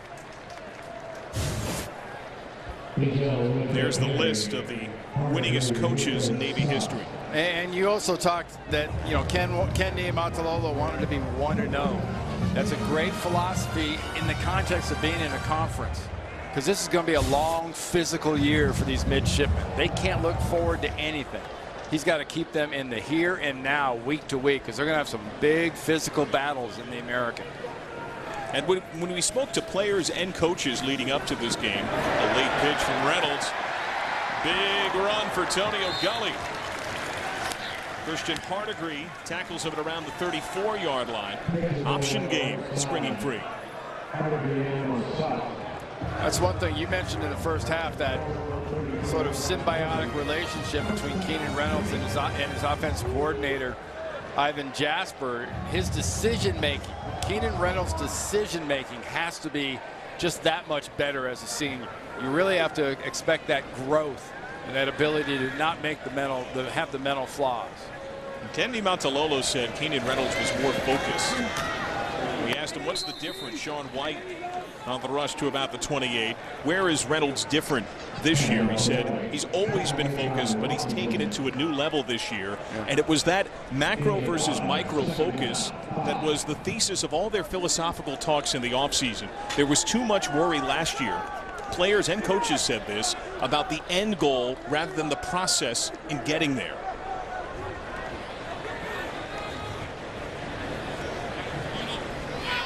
Reynolds seems to recognize something. He has the ability to check down in these spots. Decides to keep. And to the 25 as we check in with Sheehan Stanwick Burks for more on Navy's philosophy. Well, guys, you're talking about the focus of Keenan Reynolds. I think one of the things he mentioned in our meetings with him was last year he played through some injury, and he said that the ailing body parts put stress on his mental game, and he realized looking back that he wasn't as mentally tough as he needed to be. This year he says he feels healthy. He wants to stay healthy because he knows that's a huge aspect of his game. Well, thank you, Sheehan. And I thought those were poignant words from Reynolds. It showed being a senior, right? Having that perspective that only comes with experience. Sean White with a run to the 20-yard line gets the first. Well, I'll tell you, and Sheehan mentioned the word kind of stress. I'll tell you another part of this senior year which is going to add to Keenan Reynolds' stress is being a captain. And he hasn't had that, but now as a senior and as a captain, you know, I think he's starting to learn things within the team. They come to him. It has to go through him. It's very much a military leadership type of a position when you're a captain for this Navy midshipman football team. And he said that popped up in a big way in advance of this season when issues would come up with underclassmen. Coaches would say, hey, Keenan, you handle this. Reynolds handles the football. Out of the 15 to around the 13. Pardegree on the tackle. We have seen some changes on this offensive line. It looks like Robert Lindsay has started to spell Blake Copeland at that right tackle spot. That was a back and forth battle in camp. And one thing that's been consistent has been the quality of blocking. And since they've been so good at that inside with the fullback, you've noticed on a few occasions in this second half, it's opened Keenan Reynolds up to run the ball. And there has been quite the concentration on getting that smack, getting that contact on the Navy quarterback. The Navy calls timeout. It had Will Worth lining up there at quarterback, not Keenan Reynolds. So Reynolds gets his cleat adjusted. We'll take a timeout.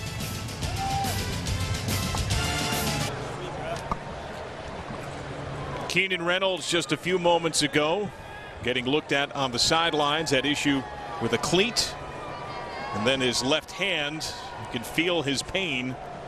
That's part of the reason why Will Worth had raced out onto the field at the quarterback spot. A little telling, Tongo Smith, primary backup, who started a few times last year, was banged up in the spring and in fall camp.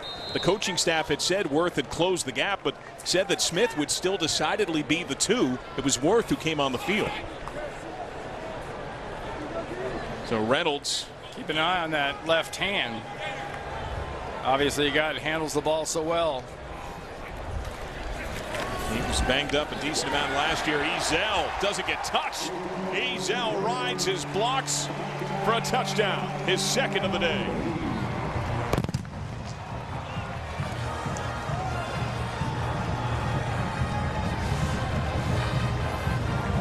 Watch this happen in this Navy offense. because that's exactly what it's going to look like, because it'll be unencumbered by white jerseys. Beautiful job up front. Nice cut by Azell.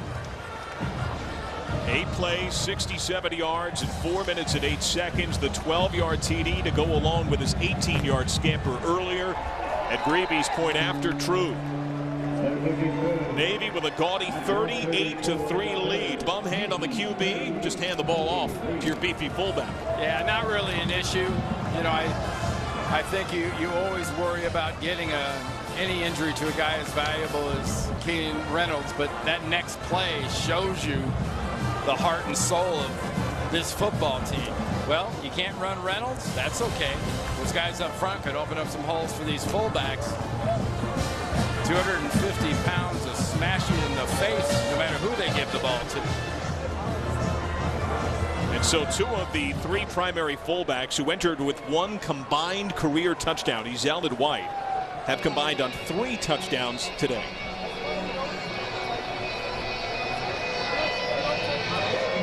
That's a lot of push-ups, and it's still happening in the booth, although the struggle has arrived. Yeah, the up part's gotten to be harder. The push is no problem, it's the up.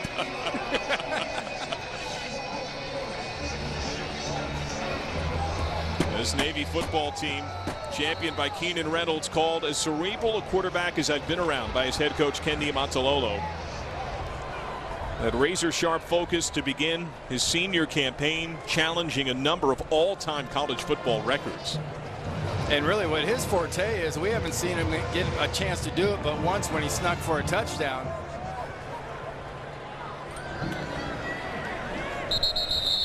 A knee for Mataluna.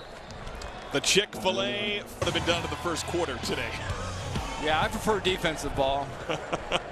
I do push-ups like I watch the SEC.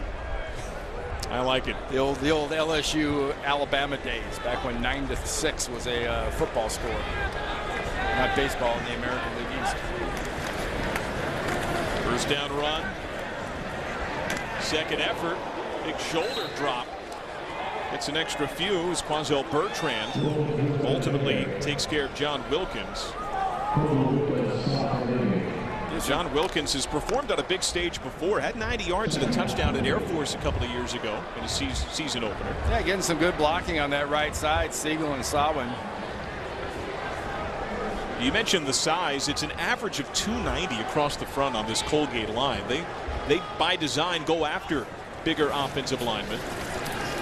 But we heard from some of these Navy defensive players, while they had that beef, they didn't necessarily have the height. Kevin McCoy on that tackle, and they don't have the same arm length to try to create some blocking space. No, their 290 is 6'2", 6'3". You know, you get to the Cincinnatis and the USFs and the SMUs and some of the other American, those tackles are 6'6", 6'7", tackles and guards. Bit of a different game in today's world.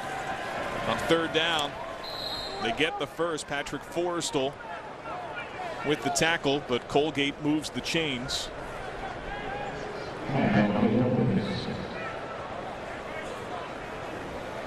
Final moments of this third quarter as Wilkins jogs off. You mentioned the American Ken Niumatalolo, by the way, 8-2 all-time against teams currently in the American Athletic Conference. This football team is going to compete quite well in the American. It's just, will they wear them down, having to play week after week after week against tough physical teams.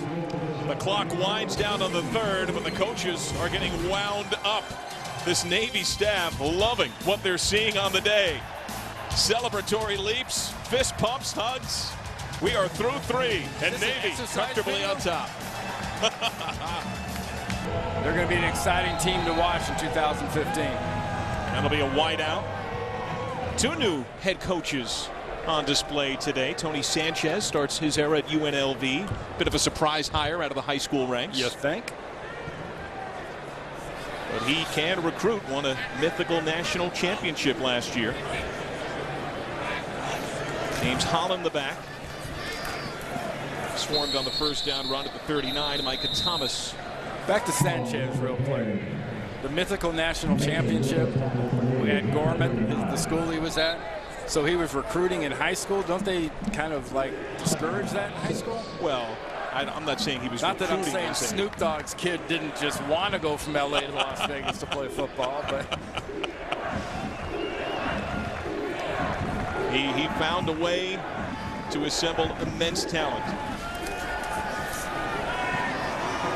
That's a first down throw. Melville continues to step into his throws better as this game wears on. Yeah, another good example here in the second half of Melville not having the defensive tackles, the inside rush, press the pocket in his face to the point where he has to spin out to get an opening. Right there, he was able to step into a gap and deliver that ball. Connor Wingenroth, the converted running back, with the catch. 2 yards shy of midfield, 1st and 10. Navy brings a bit. John Wilkins, who won a mythical national championship twice in his days at Don Bosco Prep, has his way to the Navy 45. Are unicorns mythical? Supposedly. I didn't know national championships were mythical. There are no horns, though. Or wings. Well, college football used to have mythical champions before we got this playoff system and the BCS in place. After year 1 of the playoff, you like it? I love it. And you know what the best thing is? And it was reinforced by 2014. In basketball, and CBS does such a great job of covering the NCAA tournament. The bubble teams are emphasized. You know, bubble guys getting in at the end. Can they make the crunch? Well, Ohio State was the bubble guy. And they won the championship. When was the last time you saw a bubble guy in basketball win a championship? You know, that keeping the numbers down low, like 4, I think encourages that. Buckeyes favored again. Navy defense on the spot once more. This time Nnamdi Uzoma, who challenged for that starting end spot with Amos Mason. Well, look at the white jerseys stand up and the blue jerseys push them back into the backfield. And then Uzoma and that blow he delivers to the running back, snapping his upper body back when he hits him. That's how you deliver a blow, football style. Do you see a definitive difference in strength? I have in this game. You know, it was embodied to me by Sarah and Anthony when they were in the game doing what they were doing. Colgate has been aggressive on 4th downs. It has to be. It's 38-3. On the ground up the middle. And it looks like the spot means a first down. Indeed, they'll move the chains. John Wilkins, the junior, at 6 foot 230. He's their biggest back of the 3 main running backs.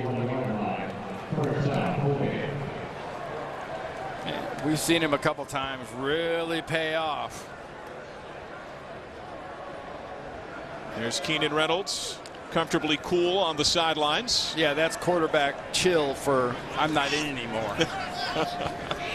When you don't see their helmet and you see them in a baseball cap, that means they're resting. You got him, you got him, you got him. First down throw off the hands of Wingenroth, who was covered by Brandon Clements. So with Reynolds likely getting a breather the rest of the day, here are the numbers. Another touchdown, bringing his total of rushing TDs to 65. Pretty pedestrian numbers. I mean, if you're Colgate and you came into this game saying, hey, look, we got to stop Keenan Reynolds from killing us on the ground. They certainly did that, limiting him to 21 yards. But they didn't quite do the same thing to the fullback.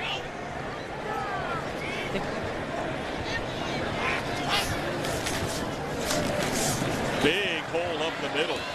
Demetrius Russell with an ocean of space to the 25. Laurentez Barber, free safety, took care of it. Well, nice job by the middle of this offensive line. Look at that hole, gaping hole in the middle of the Navy defense. That's where you don't necessarily have to have moves, don't necessarily have to be fast. You just have to have 2 hands on the ball, so when somebody eventually hits you, you don't cough it up.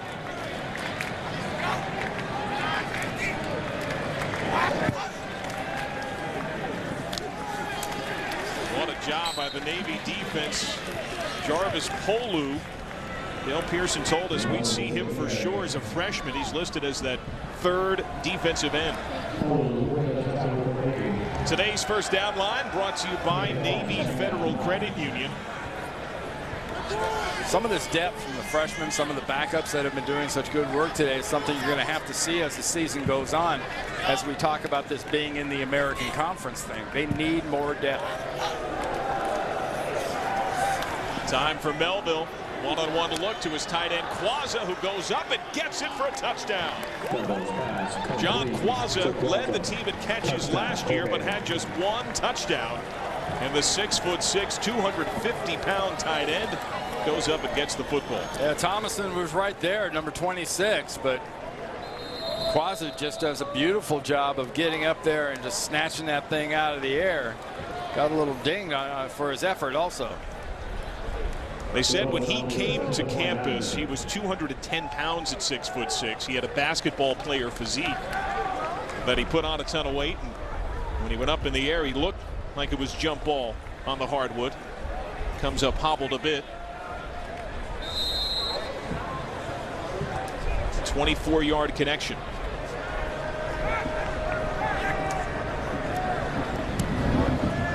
Point after from Bowman, good.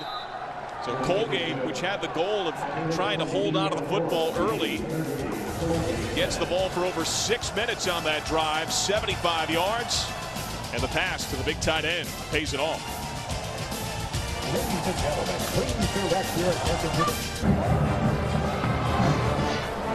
Moments ago, John Quazza getting stretched out. It's a common sight start of the college football season to see cramping, right, Randy?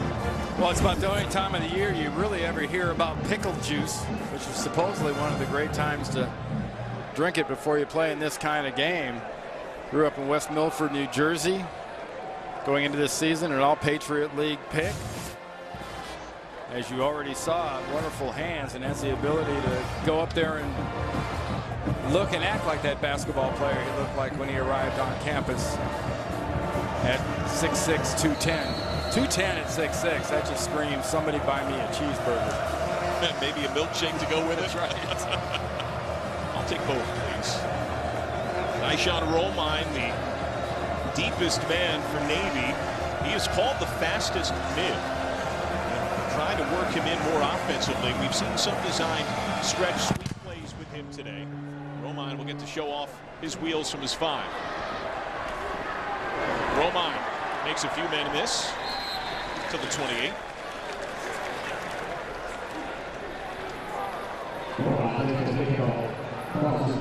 Tongo Smith will enter at quarterback. Last season started a couple of times. Yeah, if you're not familiar with Navy football, you'll be hard-pressed to notice much of a difference physically between he and Keenan Reynolds. One was 19, one was 18. Physically, body motions, a lot of things about they're very similar. They run quite a bit alike. He accounted for over 200 yards of offense and 4 touchdowns in the Texas State game. But he had a sprained ankle, high ankle sprain on the victory play. Quentin Ezell to the 31. Remember, we started this whole game off talking about body shots, and Ezell has been the second half version of Chris Swain. Chris Swain ran for over 100 yards, over 120 yards in that first half, and Ezell has done his work in this second half, but he's got the speed to go with the power. Up the middle, not a whole lot. Trent Williams back up inside backer, sophomore, with the tackle. Here's a look at Chris Swain, helmet still on. 52-yard touchdown in the early stage of the game, the longest of his career. And for a guy that he had the first half he had, remember, we saw him getting that ankle tape. Sheehan reported he got a little bit of a low ankle tweak on that thing. Smarter thing probably is keeping him out of the game, keeping him healthy. 2 weeks now till ECU. East Carolina comes in here to Annapolis. That'll be the first conference game for the American Athletic Conference member, Navy Midshipmen. On the keeper, looks about a yard short. Sanders, rather. Tongo Smith, a converted slot back himself. Something Navy is more than willing to do with a number of positions. They want the best players on the field. Yeah, that was one of the intriguing things when Tongo first got his shot, is the fact that he was going from that S-back room that was so crowded of talent, crowded with talent, to go to the quarterback position where they really needed somebody behind Keenan Reynolds. Gavin Jernigan, the other punter. It's only twice we've talked about punters today. Down to the 25. Navy touches it at about the 22. We'll step aside. 38-10. Navy cruising opening day 2015. Let's take a look at today's Northrop Grumman most valuable performance. Here at Annapolis, Randy, they say fear the GOAT. That was the case with Chris Swain, who went from GOAT fumble early to dominant running day. Yeah, fear the fullback is going to be the new theme for opponents. The Swain and Azeel and the way these young men can run. Career high of 126 yards.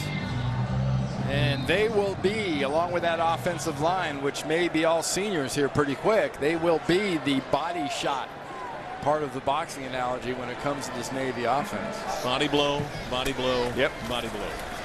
John Wilkins has been leveling some of the same for Colgate in the later stage of this second half. He pounds his way to around the 28.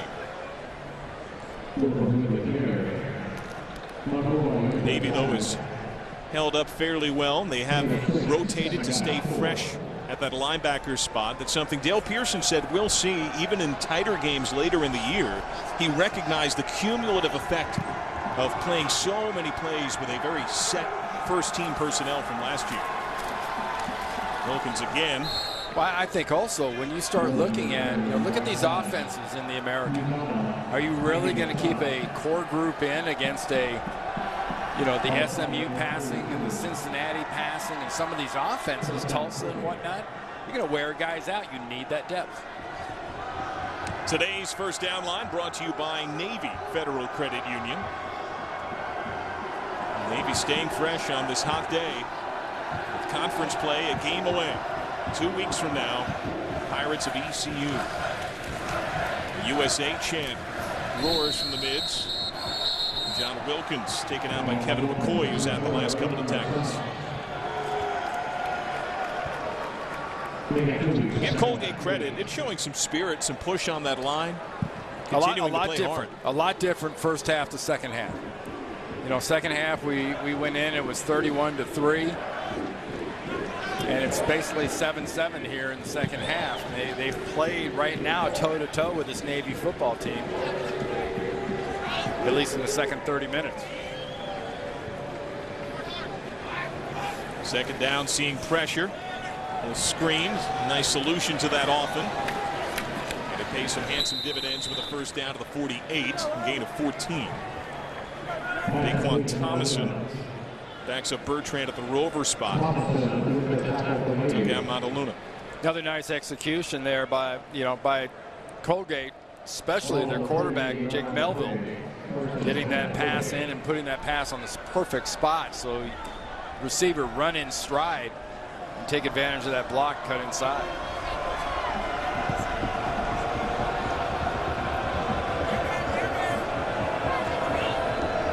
Navy adjusts to the motion. Oh, that was read and nearly picked off. The leap by Josiah Powell. Well, that was something for a catch. That ball, he was all the way laid out. Powell almost got a hand on it, but Melville got that thing, zipped it right in. John Montaluna, their playmaking wideout, the 45.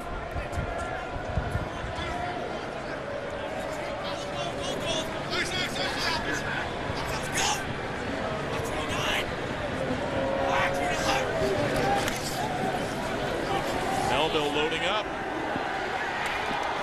Incomplete.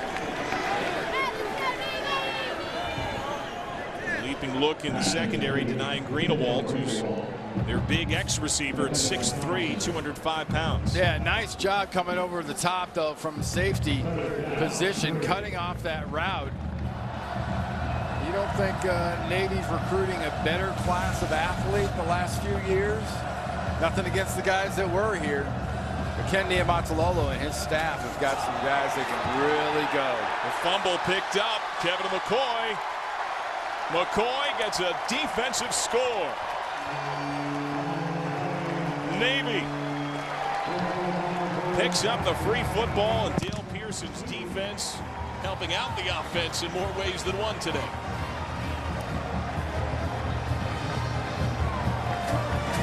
Except for that one drive, a theme has been Colgate moving the ball and Navy finding a way to stop them. Little difference on this play is Colgate kind of stops themselves. That's an exchange problem. Usually is credited to the quarterback. Melville knew it was not good. Ball goes right in the hands and ends up being in 6 for the other side. 55-yard return for a score. Greavy's point after. He remains picture perfect. The Navy defense getting in on the scoring. Colgate spills it. McCoy rumbles. Navy with a gaudy advantage. And a reason for the coaching staff to celebrate. Now let's take a look at our up for whatever moment of the game, brought to you by Bud Light. It was a series of celebrations for the coaching staff. Yeah, I tell you what, Dale Person gave us a whole variety of them. Ken Niumatalolo's usually pretty good for some emotion during the course of a game. And then the ball on the ground, run back by the sophomore Kevin McCoy. Navy's first fumble return for a touchdown since 2010. That'll fire up a defensive staff. Interim DC filling in for his good friend Buddy Green, who's on the mend, and we wish him the best. I'm sure he is very proud right now of McCoy and company, up 45-10 on Colgate.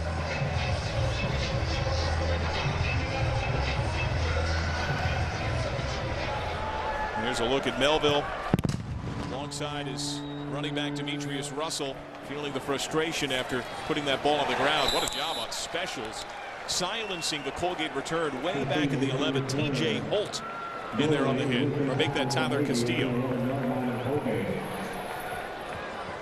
So 2010, the last time they returned a fumble for a TD. Oh, just the Army-Navy game. Oh, that's all. That just means you have a little niche in history for the rest of your life when you do it in a game like that. Free beverages and meals forever. Right. And remember, we have 99 days on the countdown to Army-Navy this year on CBS. Vern, Gary, and Allie will have the call. 13 straight wins for Navy, 7-0 under Ken Niumatalolo against Army. And begun. We got Brett Mooney in the backup quarterback, so Colgate has started to roll through its second unit.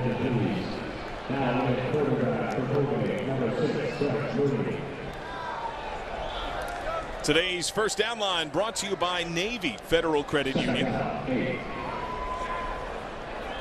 They need 8 here. Colgate, which has a darn good opponent coming up next, New Hampshire, an FCS semifinalist a year ago. High-octane pass attack that was once led by Chip Kelly. He was the OC there for years before he went to Oregon. Yeah, New Hampshire's one of those teams. I mean, they'll go on 4th down. They don't care. They're the worst thing they could possibly do as an offense is punt.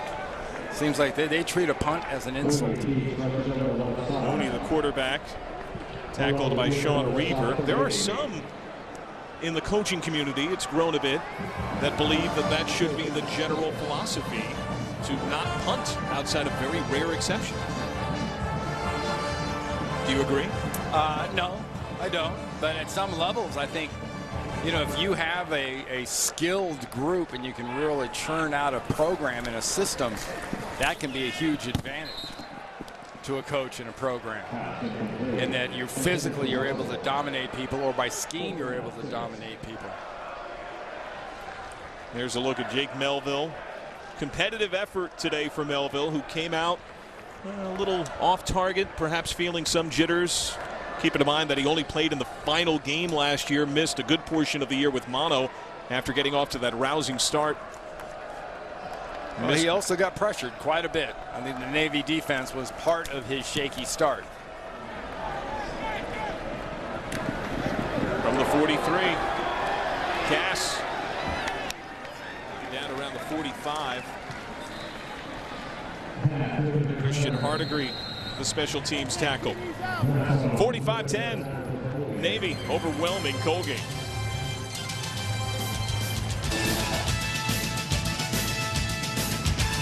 Main Street, Annapolis, one of the prettiest scenes in America. Keenan Reynolds, one of the greatest quarterbacks that Navy has ever seen.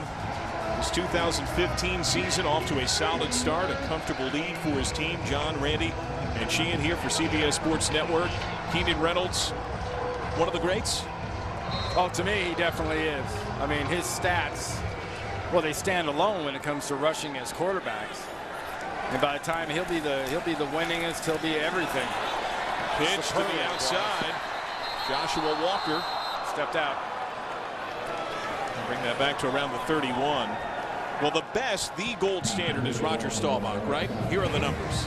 Now, remember, this is apples to apples. This is 3 years of Staubach against 3 years of Keenan Reynolds, because these numbers don't include today.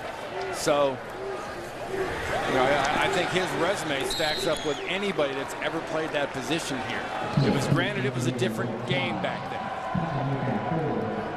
Roger Staubach's had success after Navy with the Dallas Cowboys and in life after pro football, which Keenan Reynolds will be lucky to get even close to from a success standpoint. Roger Staubach's one of the great success stories ever. Tongo Smith. Too many white jerseys. A helmet popped free on a Raider. Well, Bill Byrne, who holds the Navy record for passing touchdowns, said this: I think Keenan Reynolds deserves to be on the Mount Rushmore of modern-day Navy football, right there with all the big boys. Admiral Bill Byrne, who was here as the commandant of the brigade for 2 years with Keenan Reynolds at quarterback. He saw him play firsthand. Some strong names he puts Reynolds right up there with. Colgate slices into the backfield again. Charles Carney, the junior backer. Number 12, you can still find commonly all around the stadium. It's a retired number for Navy. There are 3, I won't say older, but males in front of me here in the booth that are wearing number 12s for that very reason. I mean, he and Bellino put this program, put this place on the map, winning those Heismans back-to-back. Bill Byrne, by the way, has a record that Keenan is chasing down. Actually. Keenan Reynolds needs 7 passing touchdowns to pass Admiral Bill Byrne, who now leads Naval Forces Korea. Just got that promotion a few months ago. Right up the middle for Navy. The push has been strong. Sean White has a TD already today. I'm interested to see how this offense, we spent a lot of time talking about Keenan, but the offense in general, in total, how it does when it comes into this schedule against the American Conference. 134 years as an independent, you're joining a conference. There's got to be some style adjustments, but more than style adjustments, I mean, you've got a schedule that's different from what you used to have. I mean, no offense to Colgate, there are no Colgates in the American. This is week in, week out. They got in the West, and the West is in Texas. They've got more of a Western feel, obviously, being in the West. And I think it's the side they belong on, and they're going to do extremely well. They also don't have UCF and Cincinnati on the schedule for a year or so, which is not a negative thing, because those are 2 of the bigger powers in the American Conference. 12 teams, 2 divisions. Each team plays 8 conference games, 5 in your own division, 3 from the other division. It ensures you play everyone home road at least once in a 4-year cycle. Timeout called by Colgate. Here's the breakdown of the map. So Navy doesn't make sense geographically as West, but that's the fertile recruiting base for Navy. And what happened was Navy and Cincinnati flipped. Cincinnati went east. Navy gets put in the West. In there with all those Texas teams, a Tennessee team, New Orleans. You look at the recruiting map, and there's the schedule for these Navy midshipmen. That's not easy. And not out of the question, not on that schedule right there, is the American Championship game, which is December 5th. That will be played at the division winner with the best record. American Athletic Conference in its short history has had some big years. 2 years ago, a pair of 12-win teams. Last year, 6 bowl teams, including Navy. Yes. This is Navy's first year as a member. There's the kick on the way. And good. So Nick Sloan, who was the primary place kicker at the start of last year, missed 5 out of 8 at one point. Comes on in place of Greavy. You never know what might happen down the road, so Nick Sloan makes it 48-10. Now, as the midshipman, and see, that's not a jog. That's a pretty brisk pace. Heading over there for their chance to do 38 push-ups. 48 push-ups, sorry. Not sure how far I'd get. I'd get to around 1. The effort would be there. Well, do the math on how many push-ups these young men and ladies have done today. When you're talking about you do 7, then you do 10, then you do 17, then you do 24. That tends to put it up there pretty good. Get the workout in for the week. It's just a massive humanity.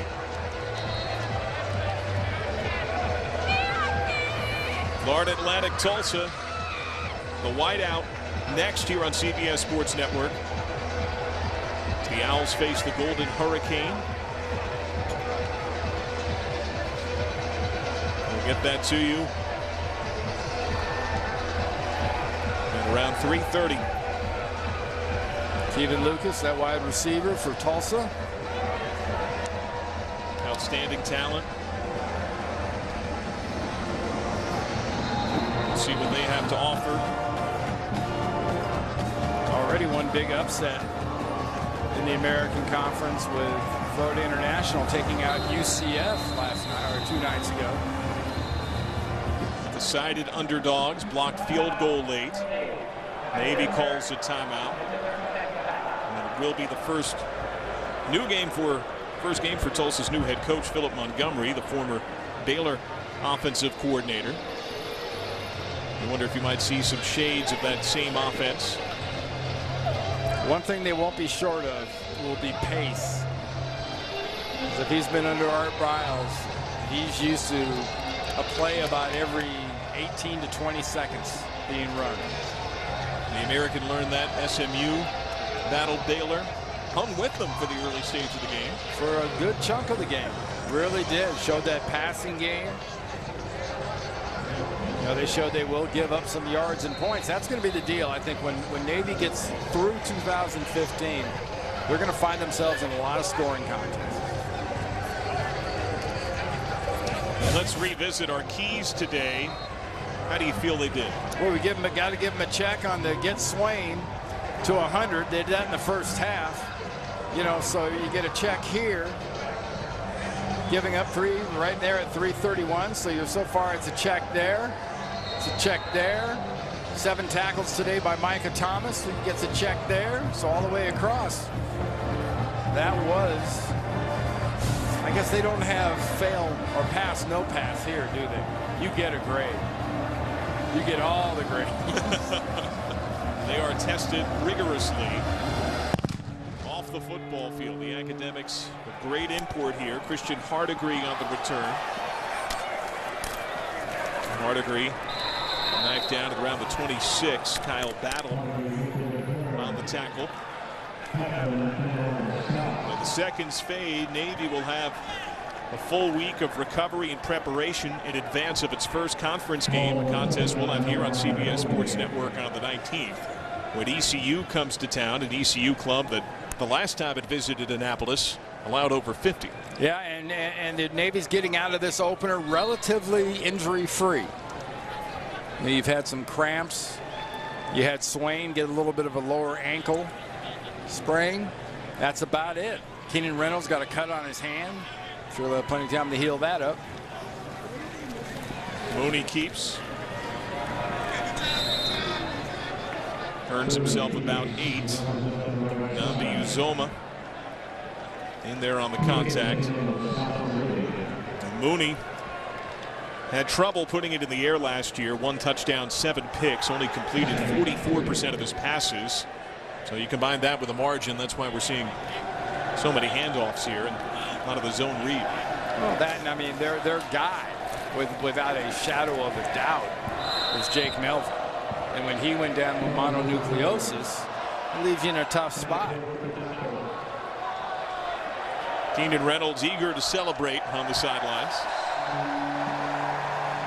And now the zeros hit. The Navy midshipmen making a final. Ken Niumatalolo starts 2015 with a decided victory, 48-10 over the Colgate Raiders. Swain, a big part of it. Career high rushing day. Longest touchdown run of his 4-year career. I think the highlight of this whole day was probably at the line of scrimmage. Both the defensive line and the offensive line. And for a guy like Dale Person, his first game as an interim defensive coordinator, boy, this defense rallied to the call. They were aggressive as he asked, and they were dominant when needed. You saw and heard the emotion from Dale Pearson in the open when he spoke of his affection, his adoration for his good friend Buddy Green, who took the sabbatical for medical reasons. And Pearson, while willing to accept the mantle, was more eager to have his friend back and said he would trade it. Let's go down to the field. Sheehan Stanwyck Birch with the head coach of the Navy Midshipmen. Thanks, John. Coach, a lot of smiles on the sideline. We've seen you animated before, but you really took it up a notch today. What were you most pleased with? Just, we started slow, but we came back and finished strong. Hats off to Colgate, and I'm just happy for our guys. Thanks. Congrats. Thank you. And that's Ken Niumatalolo. Here is the Navy alma mater.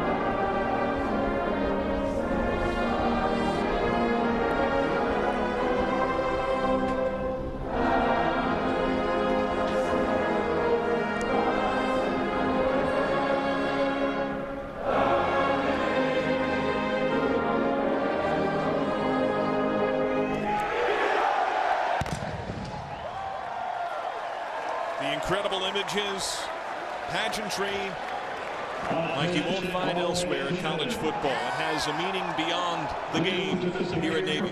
And like we said a few times today, 99 days to Army, Navy, and that's a game and an event and an experience that if you're a football fan, belongs on your bucket list. There you see Chet Gladchuk, the athletic director here at Navy. He is pumped up.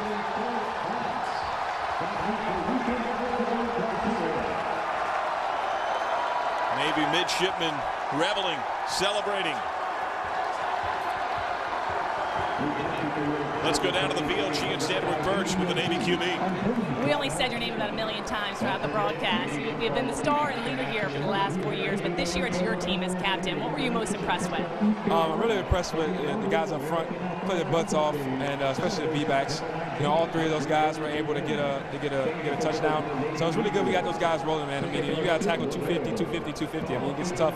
So, that was our game plan, just get those guys going, and I was really proud of them.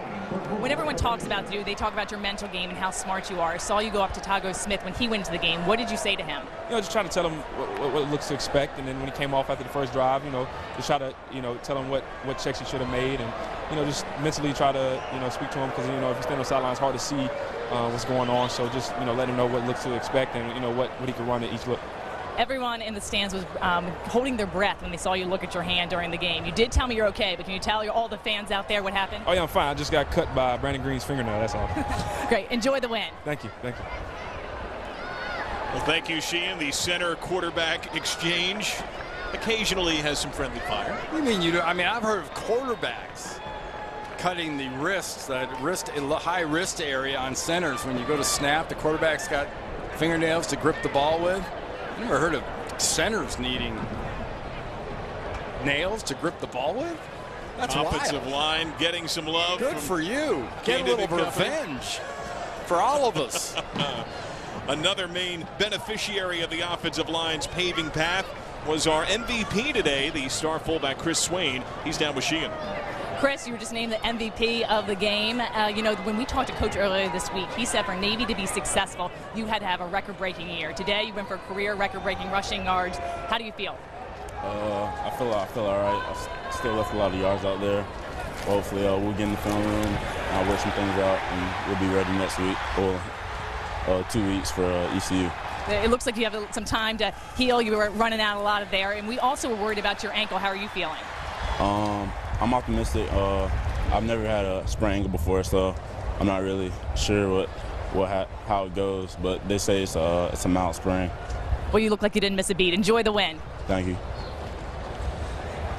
Well, thank you, Sheehan. That is Chris Swain. We saw shades of this last year. The coaching staff said that he was starting to grow up, that he had some growing up to do, but the light was flickering. They saw that with the tough runs in the opener against Ohio State. You saw it grow when he had the career day against Air Force, hit 100 for the first time. It's another big step today.